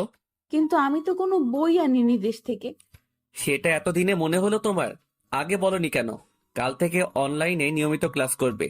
আমি ল্যাপটপ অর্ডার করে দিচ্ছি, আর বইয়ের কি অবস্থা করা যায় দেখছি। ওকে। বিকেলের দিকে বেরোবো, রেডি হয়ে থেকো। কোথায় যাব আজ? দেখি কোথায় যাওয়া যায়। রাতে একেবারে ডিনার সেরে আসবো বাইরে থেকে। বাই দ্য ওয়ে, তোমার তো লন্ডন আসার পর শপিং করা হয়নি তাই না? আজ শপিংটাও সেরে আসা যাবে। ওয়াও, খুব মজা হবে তাহলে। হুম এখন একটু ঘুমাও, বিকেল হলে ডেকে দেবো আমি। না, এখন ঘুম আসবে না। এমনিই তো আজ অনেক বেলা পর্যন্ত ঘুমিয়েছি। ওকে, তাহলে এদিকে এসে আবার চুলগুলো একটু টেনে দাও। কাম। ওনার কাছে গিয়ে সোফার উপর 2 পা তুলে হাঁটু গেড়ে বসে ওনার চুল টানা শুরু করলাম, আর মন দিয়ে ল্যাপটপে কি যেন দেখতে লাগলেন। বিকেলে অনেক শপিং করতে গেলাম লন্ডনের টাওয়ার ব্রিজ দেখতে। টাওয়ার ব্রিজ দেখে অনেকক্ষণ থ্যামস নদীর পাড়ে হাঁটাহাঁটি করে গেলাম একটা রেস্টুরেন্টে। প্রিন্স আগে থেকেই টেবিল বুক করে রেখেছিল। আমরা গিয়ে বসতেই ওয়েটার এসে অর্ডার নিয়ে গেল। 2জন বডিগার্ড আমাদের থেকে কিছুটা দূরে একটা টেবিলে বসেছে। কিছুক্ষণের মধ্যে ওয়েটার খাবার দিয়ে গেল। আমরা কথা বলতে বলতে খাচ্ছি। এমন সময় আমার চোখ গেল আমাদের টেবিল বরাবর একটু পেছনে অন্য একটা টেবিলের দিকে। সেখানে 4টা ছেলে। দেখে মনে হচ্ছে এ দেশেরই হবে। ওরা আমার দিকে কেমন ভাবে যেন দেখছে, আর ফুসুর ফুসুর করে নিজেদের মধ্যে কি যেন বলছে। আমার ভীষণ আনইজি লাগছে এই মুহূর্তে। হঠাৎ প্রিন্স ডেকে উঠল। রোজ কি হয়েছে? এরকম উসখুস করছো কেন না খেয়ে? হ্যাঁ, মানে আমার খেতে ইচ্ছে করছে না। আপনি প্লিজ তাড়াতাড়ি খেয়ে আমাকে বাড়ি নিয়ে চলুন। খেতে ইচ্ছে করছে না মানে কি? দ্রুত খেয়ে ওঠো। কিন্তু প্রিন্স। প্রিন্স রোজকে বারবার আর চোখে বিরক্তি নিয়ে অন্য একটা টেবিলের দিকে তাকাতে দেখে কিছুটা সন্দেহ হলো তার মনে। এমন সময় সে খেয়াল করলো তার পেছনের দিক থেকে কিছু বাজে কথা চাপা আওয়াজ আসছে। তাই সে রোজকে আর কিছু বলতে না দিয়ে খাবার শেষ করতে ইশারা করে। একটু পিছনে ঝুঁকে চেয়ারে হেলান দিয়ে কান পাতলো সেই কথাগুলো যেদিক থেকে আসছে সেদিকে। Guys, this girl is really very hot. Yeah, right. So sexy she is. But who is the man next to the girl? His face is not showing. Whatever he is, but I want the girl at any cost. Prince এতক্ষণ মনোযোগ দিয়ে শুনছিল ওদের কথাগুলো। তারপর রোজের দিকে দৃষ্টি স্থির করে দেখলো রোজ বিরক্ত নিয়ে বারবার আর চোখে ওই ছেলেদের দিকে তাকাচ্ছে। দ্রুত খেয়ে চলেছে। প্রিন্সের বুঝতে বাকি নেই যে ছেলেগুলো রোজকে নিয়েই বাজে কথাগুলো বলছে আর রোজের দিকে খারাপ নজর দিয়ে রেখেছে। প্রিন্স রোজকে শান্ত গলায় বলে উঠল, রোজ। হঠাৎ করে প্রিন্সের ডাক শুনে বিষম খেয়ে উঠলাম। উনি দ্রুত আমার দিকে পানির গ্লাসটা এগিয়ে দিলেন। আমি গ্লাসটা নিয়ে ঢকঢক করে সব পানি শেষ করে দিলাম। আমি আর খেতে পারছি না। আপনার খাওয়া শেষ হয়নি এখনো? বলি প্লিজ এবার চলুন। উনি আমার কথায় সম্মতি জানিয়ে ওয়েটারকে ডেকে বিল পে করে আমায় নিয়ে পা বাড়ালেন বেরোনোর জন্য। বডিগার্ডদের কাছে এসে উনি ওনাদের সাথে ফিসফিস করে কি যেন বললেন যা আমি শুনতে পাইনি। এইদিকে আমি তো কখন এখান থেকে বের হব সেই চিন্তাতেই অস্থির। উনি কথা শেষ করে আমার হাত ধরে বেরিয়ে এলেন রেস্টুরেন্ট থেকে। এদিকে রোজদের বেরিয়ে যেতে দেখে ছেলে চারজন দ্রুত বিল মিটিয়ে রোজদের পিছু নিল। ওরা বাইরে বেরিয়ে দেখে রোজ আর প্রিন্স গাড়িতে উঠে পড়েছে। ওরা এবারও প্রিন্সের চেহারাটা দেখতে পায়নি। ওরা রোজদের গাড়িটা ফলো করার জন্য দ্রুত নিজেদের গাড়ির কাছে যেতে নিলেই প্রিন্সের সেই বডিগার্ড দুজন আরো দুজনকে নিয়ে ওদের মুখ চেপে ধরে নিজেদের গাড়িতে উঠিয়ে নেয়। প্রিন্স ওয়াশরুম থেকে বেরিয়ে দেখে রোজ এখনো বেডে কেমন থ মেরে বসে আছে। প্রিন্স আসতে গিয়ে রোজের কাঁধে হাত রাখতেই রোজ চমকে ওঠে। পেছনে তাকিয়ে প্রিন্সকে দেখে একটা দীর্ঘশ্বাস ছেড়ে বলল, ও আপনি ফ্রেশ হয়ে এসেছেন? কিন্তু তোমার কি হয়েছে বলো তো? সেই রেস্টুরেন্টে থাকার সময় থেকে এখন পর্যন্ত দেখছি কেমন যেন লাগছে তোমায়। কোনো সমস্যা? কি হয়েছে বলো আমায়। তুমি কি কিছু লুকাচ্ছ আমার থেকে? কি যে বলেন, কি লুকাবো আমি? আমার একটু টায়ার্ড লাগছে তাই এমন মনে হচ্ছে আপনার, আর কিছুই না। Are you sure? Yeah. Okay, then fresh হয়ে এসো, যাও, তারপর এসে ঘুমিয়ে পড়বে, টায়ার্ডনেস চলে যাবে। আমি ওয়াশরুম থেকে বেরিয়ে প্রিন্সকে ঘরে দেখতে না পেয়ে ভাবলাম হয়তো উনি ব্যালকনিতে আছেন, তাই ব্যালকনির দিকে এলাম। ব্যালকনিতে দরজার কাছে যেতেই প্রিন্সের চাপা শব্দ শুনতে পেলাম। উনি কারোর সাথে ফোনে কথা বলছেন, অনেকটা রেগে মেগে। ওদের হাত পা গুলো ভেঙে দাও। আমার তো ইচ্ছে করছে এখনই গিয়ে সব কটার চোখ তুলে জিভ কেটে দিতে। কত বড় সাহস এদের! আমার ওয়াইফের দিকে খারাপ নজর দেয়, ওকে নিয়ে আজে বাজে কথা বলে। একটাকেও ছাড়বো না আমি। আমি প্রিন্সের কথা শুনে থমকে গেলাম। কি বলছেন উনি এসব, আর কাকে বলছেন? আমি আরো একটু এগিয়ে গেলাম। দেখি উনি ব্যালকনির লাস্ট কর্নারে দাঁড়িয়ে উল্টো দিকে ফিরে কথা বলছেন। জানি না ওই পাশের লোকটা কে আর কাদের হাত পা ভাঙার কথা বলছেন প্রিন্স। প্রিন্স এখনো হয়তো আমার উপস্থিতি টের পায়নি, কারণ ওনার কথা শুনে মনে হচ্ছে এই মুহূর্তে উনি এতটাই রেগে আছেন যে মনে হচ্ছে উনি নিজেই নিজের মধ্যে নেই। নো ওয়ে, কোনো ক্ষমা নেই। আমার কলিজার দিকে নজর দিয়েছে ওরা, ওকে নিয়ে বাজে শব্দ প্রয়োগ করেছে। ওদের ক্ষমা করার কোনো প্রশ্নই আসে না। আমি শুধু কাল সকালের অপেক্ষা করছি। আজ রাতটা তোমরাই সামলে নাও। স্যার আপনি আসবেন না? না, আমি আজ আসতে পারবো না। রোজ বাড়িতে একা আছে, আর তাছাড়াও ও এখনো ভয়টা কাটিয়ে উঠতে পারিনি মেবি। ওকে একা রেখে এখন আসা যাবে না। আমি সকাল হলেই চলে আসবো। ততক্ষণ এদের একটু আদর যত্ন করো, বাকিটা কাল আমি এসে দেব। একটাকে ব্যস্ত রাখবো না। ঠিক আছে, তাহলে আমরাই সামলে নেব। ওকে বাই, রাতে আর ফোন করবে না। এখন রাখছি, বাই। ওনার কথাগুলো শুনে আমার শরীরে কাঁপাকাঁপি আরো বেড়ে গেল। নড়াচড়া করার শক্তিও যেন পাচ্ছি না। উনি ফোন কেটে পেছনে ফিরে আমাকে দেখতেই ভ্রু কুঁচকালো। ওনার চোখে মুখে রাগ স্পষ্ট। আমি ভয়ে বারবার ঢোক গিলছি। উনি কিছুক্ষণের জন্য চোখ দুটো বন্ধ করে একটা বড় নিঃশ্বাস ছেড়ে নিজেকে নর্মাল করার চেষ্টা করলেন। তারপর মৃদু হেসে আমার দিকে আসতে নিলে আমি ভয়ে পেছন দিকে সরতে গেলে দেয়ালের সাথে পিঠ ঠেকে গেল। আমি আর নড়াচড়া করার সাহস পেলাম না। চোখ খিচে বন্ধ করে নিলাম। হঠাৎ বাহুতে ওনার স্পর্শ পেতেই চমকে উঠে চোখ খুলে দেখি উনি আমার দিকে শীতল চোখে তাকিয়ে বললেন, এখানে কি করছো তুমি? তোমার না শরীর টায়ার্ড লাগছে? তাহলে এখানে এসে দাঁড়িয়েছো কেন? এসো, ঘুমাবে। আমি ওনার কথার কোনো উত্তর না দিয়ে ভীত চোখে ওনার দিকে তাকিয়ে আছি। উনি মুচকি হেসে আমায় কোলে তুলে নিলেন। তারপর ঘরে ঢুকে নিয়ে বেডের উপর শুইয়ে দিয়ে গিয়ে ব্যালকনির দরজা লাগিয়ে এসে আমার পাশে শুয়ে পড়লেন। আমি সাথে সাথে ভয়ে উল্টো দিকে ফিরে চোখ বন্ধ করে নিলাম। উনি পেছন থেকে জড়িয়ে ধরে বললেন, আই নো, তুমি আমার কথাগুলো তখন শুনতে পেয়েছো, আর তাই এত ভয় পাচ্ছ। কিন্তু তুমি আমাকে কেন ভয় পাচ্ছ বলো তো? তুমি তো খুশি হওয়ার কথা এটা ভেবেছে যারা তোমার দিকে খারাপ নজর দিয়েছে তাদের আমি শাস্তি দিচ্ছি। তা না করে তুমি এমন করছো যেন আমি কোনো অপরাধ করছি। আমি অনেক কষ্টে মুখ খুলে বললাম, আপনি কাদের কথা বলছেন বলুন তো? কারা আমার দিকে খারাপ নজর দিয়েছে? কেন? রেস্টুরেন্ট থেকে যাদের ভয়ে বারবার আমায় তাড়া দিচ্ছিলে বাড়ি ফেরার জন্য, তুমি কি ভেবেছো তুমি না বললে আমি কিচ্ছু জানতে পারবো না? একটা কথা মাথায় রেখো, কখনো কোনো বিষয়ে আমার থেকে আড়াল করার চেষ্টা করবে না, তাহলে নিজে ক্ষতিগ্রস্ত হবে। আমি তোমাকে বাড়িতে এসেও জিজ্ঞেস করেছি তুমি আমার কাছে কিছু লুকাচ্ছ কিনা, কিন্তু তুমি আমায় তখনও কিছু বলনি, যদিও তার আগেই আমি ওই স্কাউন্ড্রেলদের তুলে আনিয়েছি। আপনি কিভাবে বুঝলেন ওরা আমার দিকে খারাপ নজরে তাকিয়েছিল? ওরা তো আপনার পেছনে ছিল। ওরা যেখানেই থাকুক না কেন আমার চোখ কান সবসময় খোলা থাকে, কিন্তু তুমি আমার থেকে ব্যাপারটা লুকিয়ে অন্যায় করেছো। এই একই ভুল যেন দ্বিতীয়বার না হয়। তুমি ভালো করে জানো যে আমি এক ভুলের জন্য দ্বিতীয়বার ক্ষমা করি না। I am sorry. আসলে আমি খুব ভয় পেয়ে গেছিলাম। আর আমি ভেবেছিলাম আপনি যদি বুঝতে পারেন তাহলে রেগে গিয়ে পাবলিক প্লেসে কোনো ঝামেলায় জড়িয়ে যান। সেই জন্য জানাতে চাইনি। তোমার কাছে কি মনে হয় যে ঝামেলার ভয়ে আমি আমার ওয়াইফের নিরাপত্তার কথা ভাববো না? আর তাছাড়া কিসের ঝামেলার হবে শুনি? আমি টাকা দিয়ে বডিগার্ডদের এমনি এমনি রাখি, ওদের কি আমি নিরাপত্তার জন্য রাখিনি? তারপরও তুমি ভয় পাও কিভাবে? সরি, আর হবে না। হুম, মাথায় থাকে যেন কথাটা, নইলে আমার চাইতে খারাপ কেউ হবে না বলে দিলাম। আচ্ছা, ওদের কি করবেন আপনি? মেরে ফেলবেন? সেই চিন্তা তোমার করতে হবে না, তুমি ঘুমাও।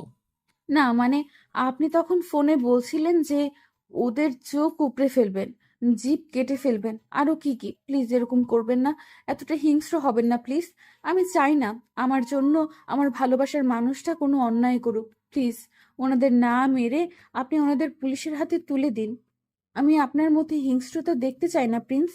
আমি আপনাকে খুব ভালোবাসি প্রিন্স। প্লিজ এমন কিছু করবেন না যার জন্য আপনাকে ভালোবাসার বদলে আপনাকে আমার ভয় পেতে হয়। উনি আমার কথাগুলো শুনে কিছুক্ষণ চুপ থেকে আমাকে আরো শক্ত করে জড়িয়ে ধরে একটা দীর্ঘ শ্বাস ছেড়ে বললেন, ওকে, আমি এমন কিছু কখনো করব না যার জন্য তোমার আমাকে ভয় পেতে হবে। আমি সব সময় তোমার চোখে আমার জন্য ভালোবাসা দেখতে চাই, ঘৃণা নয়। এবার নিশ্চিন্তে ঘুমাও। পরের দিন প্রিন্স নিজেই যায় বখাটে ছেলেদের শাস্তি দিতে। স্যার আমাদের ক্ষমা করে দিন, আর কখনো এমন ভুল হবে না। প্লিজ আমাদের মারবেন না। আমরা সত্যিই আপনাকে চিনতে পারিনি, আর আমরা জানতামও না সে আপনার ওয়াইফ। জানলে কখনোই এত বড় ভুল করতাম না। এবারের মতো আমাদের ক্ষমা করে দিন। তোদের ভাগ্য ভালো যে আমার ওয়াইফ আমায় অনুরোধ করেছে যেন তোদের জানে না মেরে পুলিশের হাতে তুলে দেই। আর আমি আমার ভালোবাসার কথা কি করে ফেলি বল? যা, তোদের প্রাণ ভিক্ষা দিলাম, কিন্তু একেবারেই মাপ পাবি না। প্রিন্স তার লোকদের উদ্দেশ্য করে বলল, এদের পুলিশের হাতে দিতে, আর এমন ব্যবস্থা করতে যেন জেলে পড়ে এদের মরণ হয়। তারপর সেখান থেকে বেরিয়ে চলে গেল অফিসে। 3 মাস পর এখন আমরা দেশে আসি। আমার পরীক্ষার জন্য আসা হয়েছিল, তারপর আর ওখানে যাওয়া হয়নি। তবে এর মধ্যে প্রিন্স কয়েকবার লন্ডনে গিয়ে এসেছিল। পরীক্ষা শেষ হয়েছে অনেক দিনই হলো। একেবারে রেজাল্ট জেনে যাব বলে বায়না ধরেছিলাম প্রিন্সের কাছে, তাই তিনিও আর জোর করেনি। আমি এখন আমার রেজাল্টের জন্য অপেক্ষা করছি। আজ দুপুরে রেজাল্ট প্রকাশ হবে।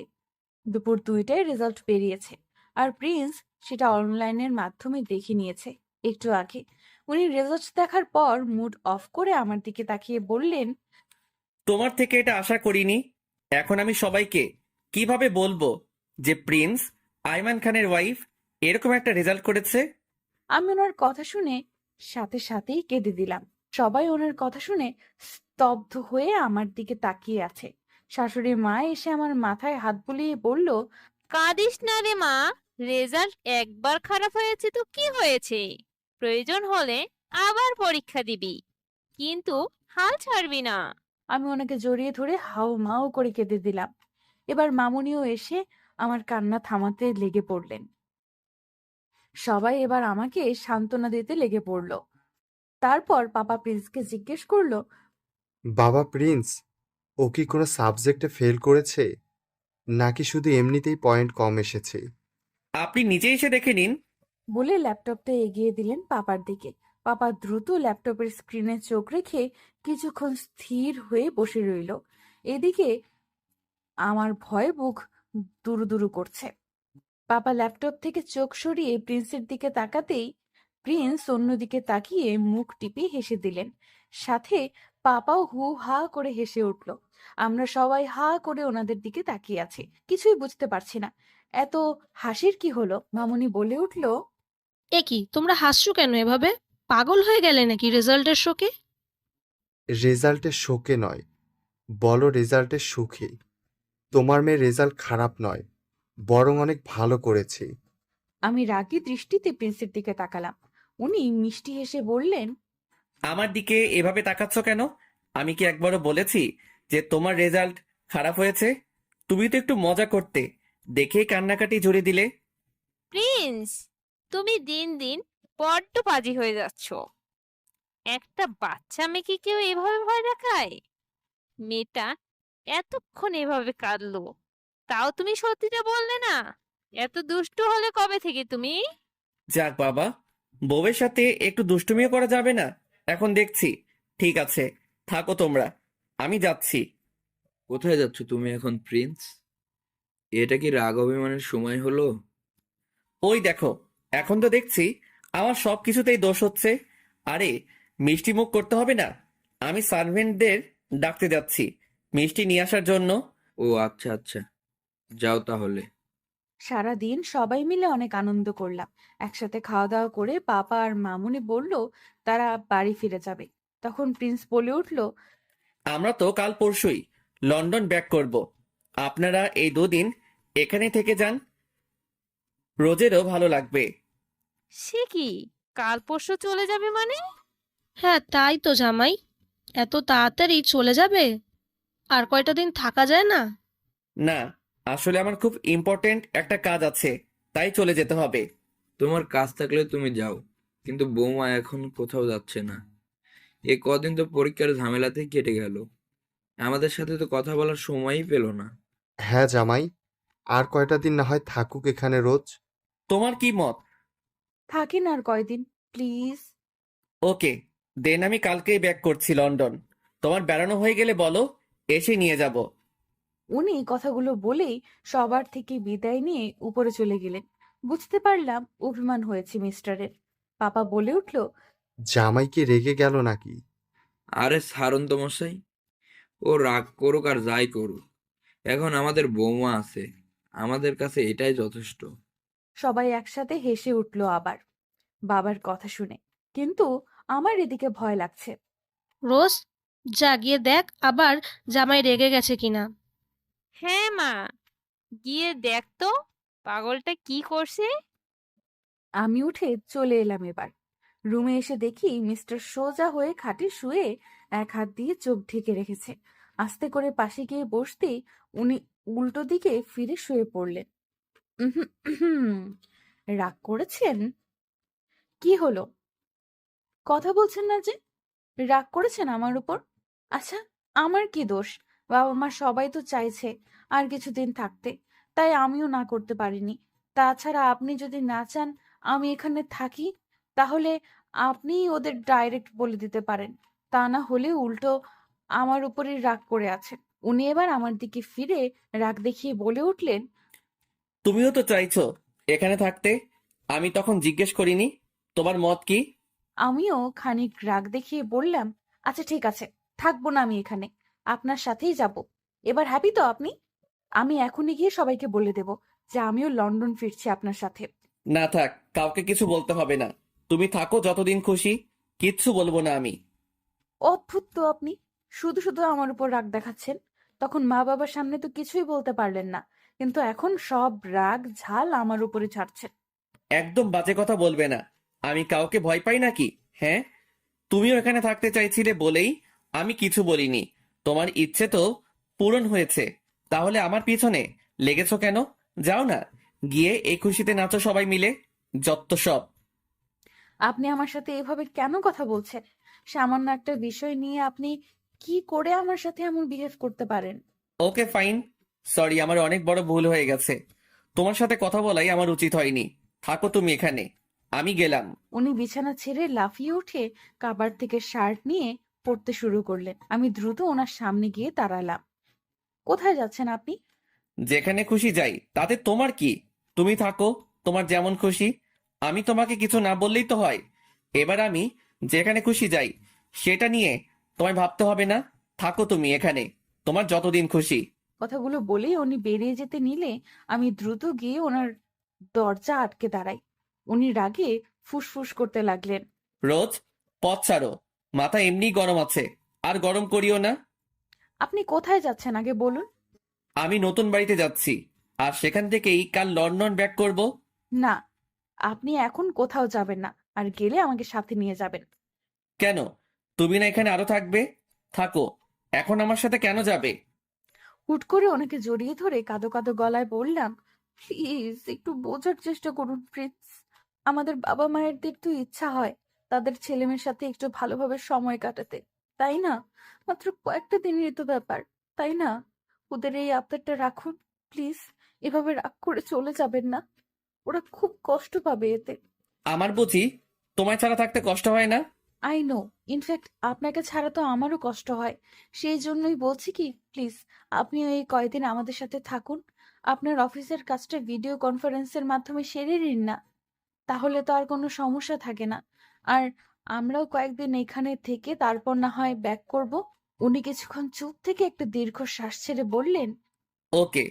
আমি তো সেই খুশি।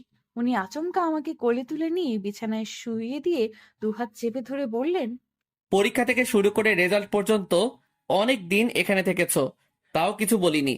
আর তারপরেও তোমার মন ভরে না? ওইদিকে আমার মা বাবারও মন ভরে না তাদের বৌমাকে এত দিন কাছে পেয়েও।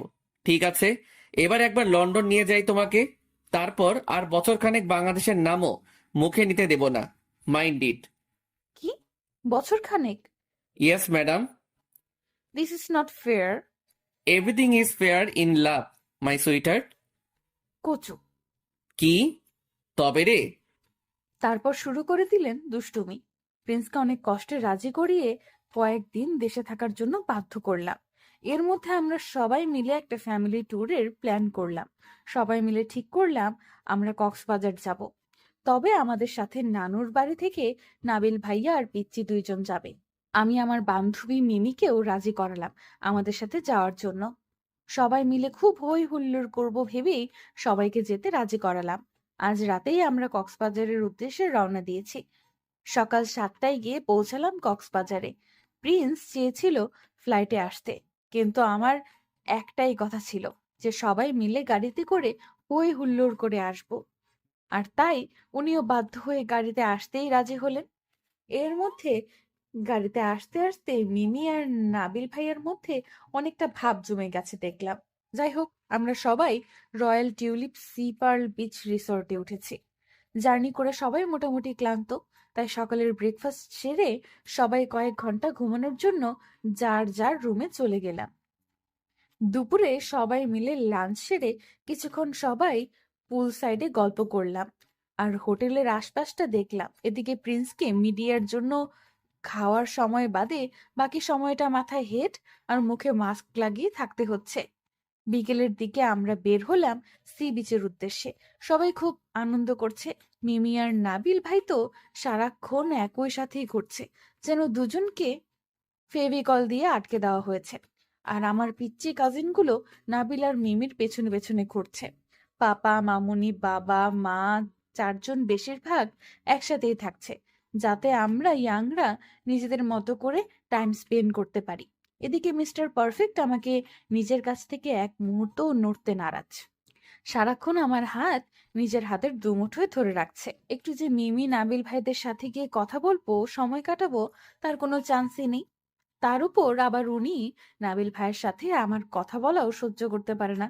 যাই হোক, বাবা মারা সমুদ্রের পাড়ে লং চেয়ারে বসে গল্প করছে, আর এদিকে একজন আমাকে বগল দাবা করে রেখেছে।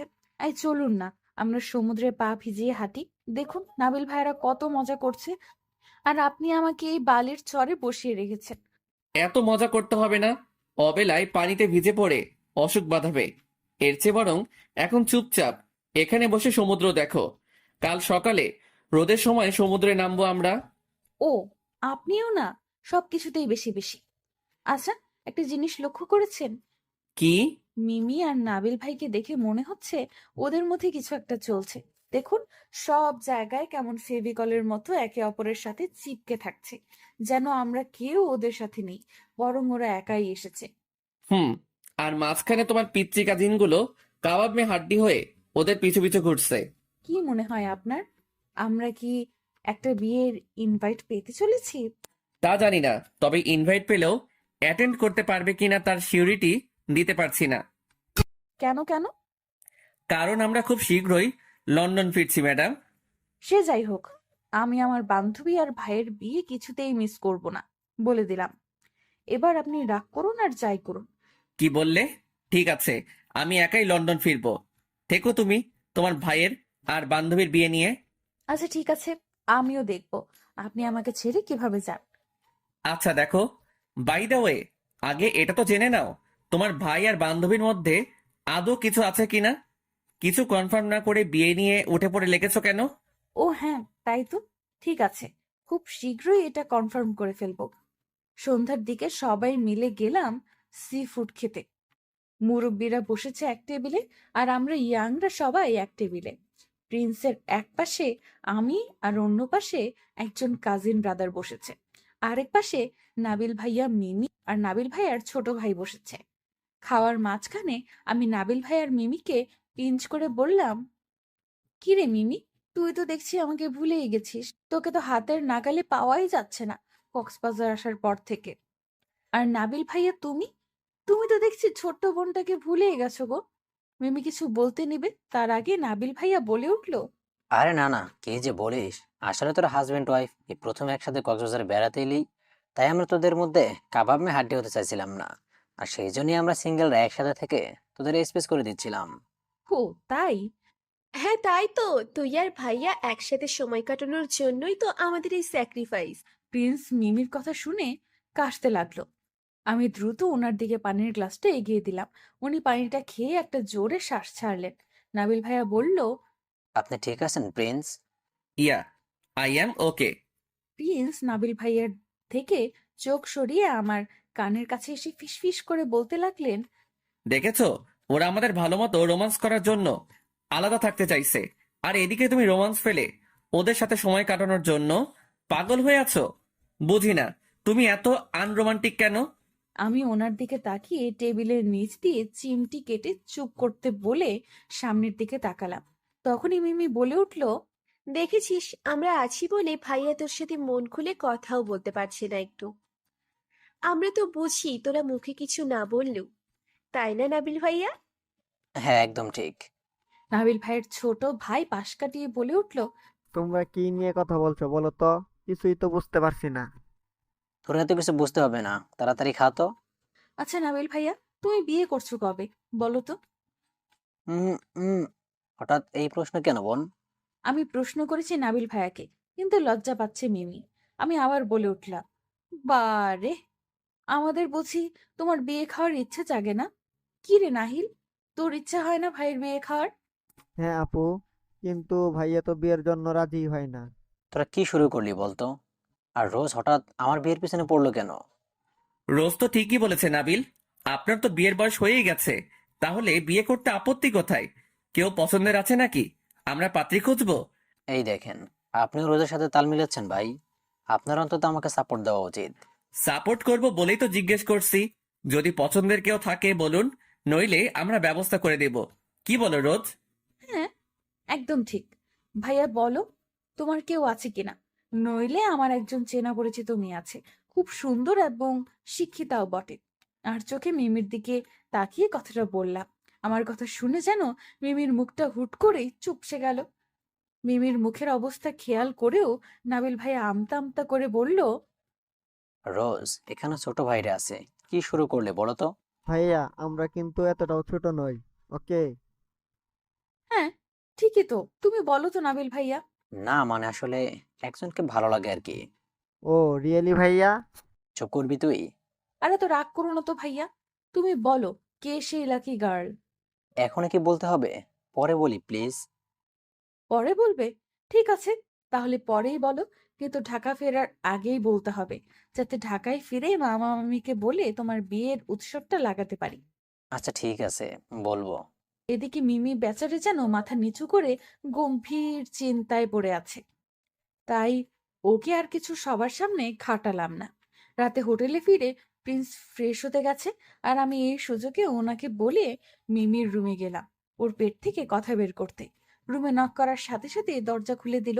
দরজা খুলে আমাকে দেখে যেন ভূত দেখার মতো চমকে উঠল। কিরে, আমাকে দেখে এরকম ভিমরি খেলি কেন? আর ব্যাপার কি বলতো, দরজা নক করতে না করতেই দরজা খুলে দিলি? কারোর জন্য ওয়েট করছিলি নাকি? না না, কি বলছিস এসব রোজ? আসলে আমি দরজা লক করতে এসেছিলাম, আর তখনই তুই নক করলি, তাই আর কি। ও আচ্ছা, হ্যাঁ। ওকে ভেতরে চল, কথা আছে। রাতে যখন মিমির ঘরে ওর থেকে কথাটা আদায় করার চেষ্টা করছিলাম, তার মধ্যে হঠাৎ করে দরজায় নক পড়লে আমি গিয়ে দরজা খুলে দেখি নাবিল ভাইয়া দাঁড়িয়ে আছে। উনি আমাকে দেখে ভূত দেখার মতো চমকে উঠেছিল। বাহ, সেই সুযোগ আর হাতছাড়া করে কে? ভাইয়াকে ঘরে ঢুকিয়ে দুজনকে চেপে ধরি সত্যি কথা বের করার জন্য। আর ওরাও শেষে না পেরে স্বীকার করে দুজন দুজনকে পছন্দের কথা। দুজন দুজনকে প্রথম দেখাতেই পছন্দ করে ফেলেছিল। এবার ঢাকায় ফিরে ওদের বিয়ে খাওয়ার অপেক্ষা। আজকে নিয়ে 4 দিন হলো আমরা কক্সবাজারে এসেছি। কাল রাতে আবার ঢাকার উদ্দেশ্যে রওনা দেব সবাই। আজকে আর কালকের দিনটা মাঝখানে বাকি, তাই এই 2 দিন মন ভরে কিছু উপভোগ করতে চাই। আজ আমরা এসেছি ইনানি বিচে। সমুদ্রের পাড়ে ছোট বড় পাথর, কি সুন্দর সমারোহ। আমি আর মিমি এক পাথর থেকে অন্য পাথরে লাফিয়ে লাফিয়ে চলছি। প্রিন্স বারবার বলছে, রোজ সাবধানে, এত লাফিও না, পড়ে যাবে। কিন্তু কে শুনে কার কথা? আবার কবে আসবো এখানে তার কি কোনো ঠিক আছে? তাই যত খুশি আনন্দ করে নিই। হঠাৎ করে পা ধারালো একটা পাথরের টুকরোর মধ্যে লেগে কেটে গেল। আমি আউচ করে চিৎকার করে পায়ে হাত দিয়ে বসে পড়লাম। প্রিন্স দ্রুত এসে আমার পা উপরে তুলে দেখতে লাগলেন। সবাই দ্রুত আমার কাছে এসে ঘিরে ধরলো। প্রিন্স খুব অস্থির হয়ে পড়েছে আমার রক্ত দেখে, যদিও খুব বেশি একটা কাটেনি। উনি হঠাৎ করে চোখ মুখ শক্ত করে উঠে ঠাস করে আমার গালে চড় বসিয়ে দিলেন। সবাই অবাক দৃষ্টিতে তাকিয়ে আছে প্রিন্সের এরকম একটা কাজে। আমি তো চোখ গোল গোল করে কাঁদো কাঁদো ফেস করে প্রিন্সের দিকে তাকিয়ে আছি। কি থেকে কি হয়ে গেল কিছুই মাথায় আসছে না। উনি নিজের মাথায় 2 হাত চেপে ধরলেন। তারপর, ইউ স্টুপিড গার্ল, বারবার মানা করছিলাম না এত লাফিও না? শুনেছিলে আমার কথা? এখন কাটলো তো পাটা। এখন কি করব তোমায় নিয়ে? হ্যাঁ, এখানে কি কোনো ডক্টর বা হসপিটাল আছে যে তোমায় নিয়ে যাব? হসপিটালে নিতে নিতেই রক্ত যে সব শেষ হয়ে যাবে, ইডিয়েট। আহ প্রিন্স, দেখছো বেটার এই অবস্থা, তার উপর রাগারাগি বন্ধ করো। কিভাবে পায়ের রক্ত বন্ধ করা যাবে সেই ব্যবস্থা করো। হ্যাঁ রে মা, খুব কষ্ট হচ্ছে কি তোর? রোজ, তোমার এখন এরকম বাচ্চাদের মতো উড়নচণ্ডী হয়ে লাফালাফি করা একদমই মানায় না, বুঝেছো? আহা, তুমি এখন আর বকাবকি করো না তো। দেখেছো মেয়েটা কতটা কষ্ট পাচ্ছে? এখন এই বিচের মাঝে আমি কি দিয়ে ওর রক্ত বন্ধ করব বলো তো? এই, তোমাদের কারো কাছে এখানে বডি স্প্রে আছে? থাকলে তাড়াতাড়ি দাও প্লিজ। বডি স্প্রে দিয়ে কি হবে ভাইয়া? কাজ আছে, থাকলে দাও, এত প্রশ্ন না করে। হ্যাঁ ভাইয়া, আমার ব্যাগে আছে, এক্ষুনি দিচ্ছি। প্রিন্স বডি স্প্রে নিয়ে দ্রুত নিচু হয়ে বসে আমার পা টেনে ধরল। উনি হঠাৎ আমার পায়ের কাটা স্থানে স্প্রে মেরে দিলেন, আর আমি চিৎকার করে ওনার শার্টের উপর ধরে কাজ চেপে ধরলাম। প্রচুর জ্বালা করছে কাটা জায়গায় স্প্রে করাতে, কিন্তু অদ্ভুতভাবে রক্ত পড়া ও বন্ধ হয়ে গেছে তাৎক্ষণিকভাবে। তারপর উনি পকেট থেকে একটা রুমাল বের করে সেটা আমার পায়ে চেপে ধরে বেঁধে দিয়ে উঠে দাঁড়ালেন। তারপর কাউকে কিছু না বলে হুট করে আমায় কোলে তুলে নিয়ে হাঁটা শুরু করলেন। হাঁটার মাঝেই সবাই বলে উঠলেন, আমি রোজকে নিয়ে হোটেলে ফিরছি, আপনারা আসার হলে আসুন।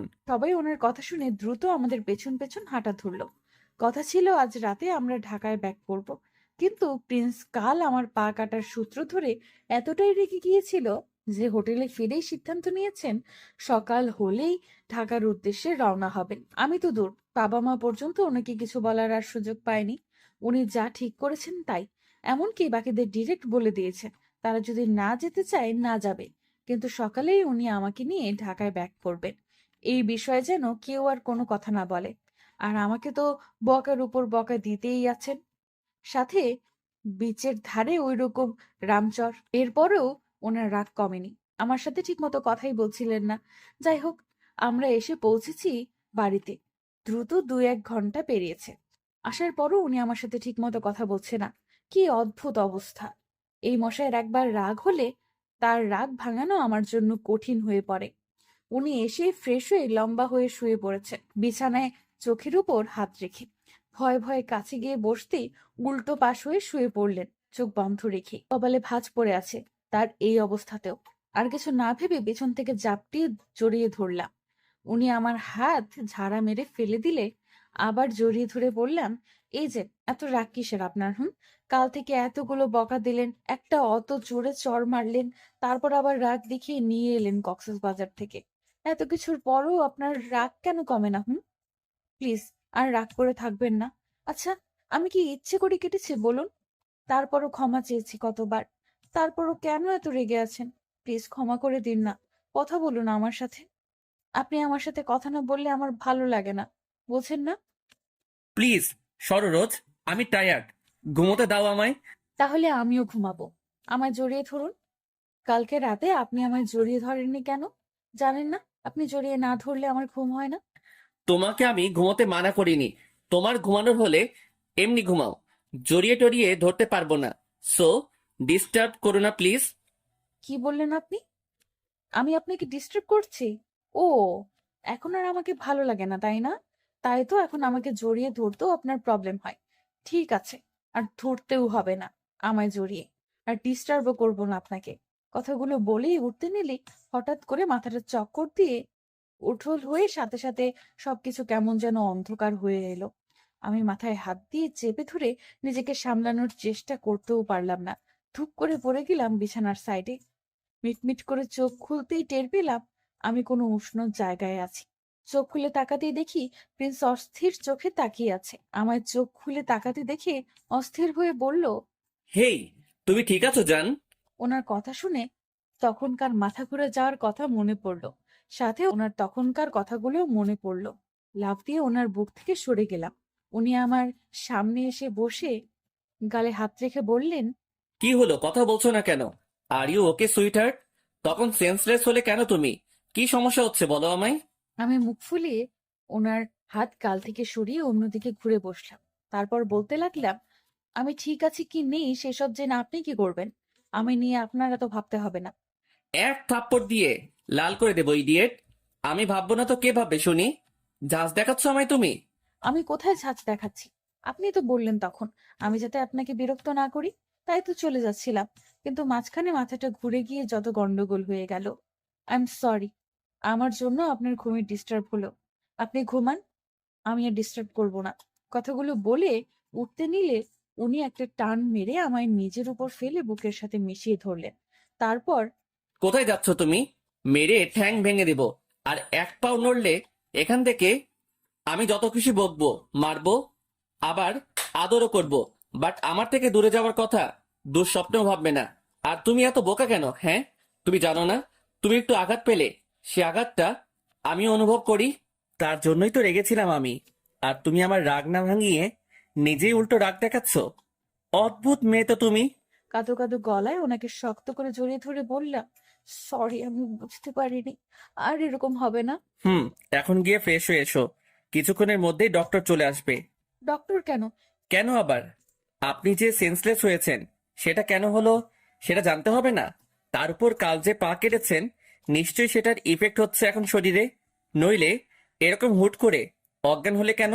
এই সামান্য ব্যাপারেও ডক্টর ডাকতে হয়? একটু রেস্ট নিলেই তো ঠিক হয়ে যেতাম। হয়েছে, আপনাকে আর ডাক্তারি করতে হবে না। এখন গিয়ে চোখ মুখে পানি দিয়ে এসো, যাও। আমি আর কি বলবো, আমি একটা দীর্ঘশ্বাস ছেড়ে ফ্রেশ হতে গেলাম। প্রায় 2 বছর পর বাড়ি ভর্তি মেহমান গিজগিজ করছে। আজ আমাদের একমাত্র মেয়ে পুষ্পখানের জন্মদিন। গতকালই আমরা বিডিতে এসেছি পুষ্পর প্রথম জন্মদিন বিডিতে পালন করব বলে, আর এটাই পুষ্পর প্রথম বিডিতে আসা। এর মধ্যে বাবা মামুনি কয়েকবার গিয়ে লন্ডনে বেরিয়ে এসেছে, কারণ পুষ্প তখন খুব ছোট ছিল বলে প্রিন্স আমাদের নিয়ে বিদিতে আসতে চাইতো না। কিন্তু এবার অনেক জোর করে পুষ্পর প্রথম জন্মদিনের নাম করে ওনাকে রাজি করিয়েছি আসতে। পুষ্প প্রিন্সের কলিজার টুকরা, আর পুষ্প তার বাবা বলতে অজ্ঞান। পুষ্পর জন্ম হয়েছে লন্ডনে। আমার পুরোটা সময় জুড়ে আমার পাশে থাকার চেষ্টা করেছে, আর যেদিন জেনেছিল আমাদের বেবি আসতে চলেছে সেদিন তো পুরো বাড়িটাই পারছিল না মাথায় তুলে বসতে। এই কি হলো, চলো, সবাই ওয়েট করছো তো প্রিন্সেসকে দেখবে বলে। হ্যাঁ, এই তো চলুন। দাও, প্রিন্সেসকে আমার কোলে দাও। প্রিন্স বেবিকে কোলে নিয়ে আমার দিকে ঝুঁকে এসে মুখের উপর ফু দিয়ে বলল, এত সেজেছো কেন? আমায় আরো পাগল করবে বলে? আমি তো এমনি তোমার প্রেমে পাগল। এমনই তো পাগল পাগল লাগে, তার উপর আবার এত সাজলে তো নিজেকে কন্ট্রোল করা কঠিন হয়ে পড়বে জান। পরে দেখা যাবে প্রিন্সেসের 2 বছরের মাথায় আবার প্রিন্সেসের ভাইও চলে এসেছে। ইস, এত লাগাম ছাড়া হয়ে যাচ্ছেন কেন দিন দিন? মুখে কিছুই আটকায় না? বারে, নিজের বউয়ের কাছে আবার লাগাম কি? লাগাম রাখতে গেলে প্রিন্সেসের ভাই কিভাবে আসবে শুনি? আমাদের কথাবার্তায় কি বুঝলো বুঝলাম না, কিন্তু পুষ্প খিলখিল করে হেসে উঠল। ওর মুখ দেখে আমরাও হেসে ফেললাম। আমি এবার হাসি থামিয়ে সিরিয়াস মুড নিয়ে বললাম, এই যে মিস্টার, এসব রোমান্টিক আলাপ সালাপ বাদ দিয়ে চলুন তো। আগে জো হুকুম বেগম সাহেবা। আমি আবার হেসে দিলাম ওনার কথা শুনে, আর এবার আমাদের হাসতে দেখে পুষ্পও হেসে দিল। সারাদিন অনেক হই হুল্লোড় হলো আজ। মিম এসেছিল নাবিল ভাইয়ার সাথে। ওদের বিয়ে হয়েছে 7 মাস হবে। প্রেগনেন্সি আর তার উপরে লন্ডনে যাওয়ার কারণে ওনাদের বিয়েতে অ্যাটেন্ড করতে পারিনি। আর এই অবস্থায় প্রিন্সও নিয়ে আসেনি। যাই হোক, রাতে পুষ্পকে ঘুম পাড়িয়ে দোলনায় শুইয়ে দিয়ে বারান্দায় এলাম। আজ আকাশে মস্ত বড় একটা চাঁদ উঠেছে। বাইরে ফুরফুরে হাওয়া আর এই চাঁদনি রাত দুটোই ভালো লাগছে। হঠাৎ করে গরম নিঃশ্বাস পড়লো ঘাড়ের উপর। বুঝলাম উনি এসেছে। আমি উঠে পেছন ফিরতে নিলে উনি আমায় বাধা দিয়ে পেছন থেকে জড়িয়ে ধরে বললেন, আজকে রাতটা কত রোমান্টিক দেখেছো? তো তো কি রোম্যান্স হবে? শখ কত, যান গিয়ে ঘুমন, আর না হয় বেবিকে পাহারা দিন গিয়ে। কি বললে? খুব চালাক হয়ে গেছো না? কানের নিচে দুটো লাগালে সব চালাকি বন্ধ হয়ে যাবে। আমি আপনাকে ভয় পাই নাকি? কে আপনি মশাই? আমায় এক ঝটকায় সামনে ঘুরিয়ে ঠোঁট আঁকড়ে ধরলো। প্রায় 3 মিনিট পর ছেড়ে দিয়ে মুখের সামনে তুড়ি বাজিয়ে দিয়ে বলল, I am your dangerous lover husband baby, you know না? নাকি আবার মনে করিয়ে দিতে হবে? তাহলে চলো মনে করিয়ে দেই। বলেই কোলে তুলে হাঁটা দিলেন ঘরের দিকে, আর আমি লজ্জায় ওনার শার্টের কলার চেপে ধরে বুকে মুখ লুকালাম। এই যে ভাইরা আপুরা, কোথায় যেতেছেন? ভিডিও দেখেই চলে যাবেন সেটা তো হবে না, আমাদের চ্যানেলটা সাবস্ক্রাইব করতে হবে। তো তাড়াতাড়ি আমাদের চ্যানেলটা সাবস্ক্রাইব করুন।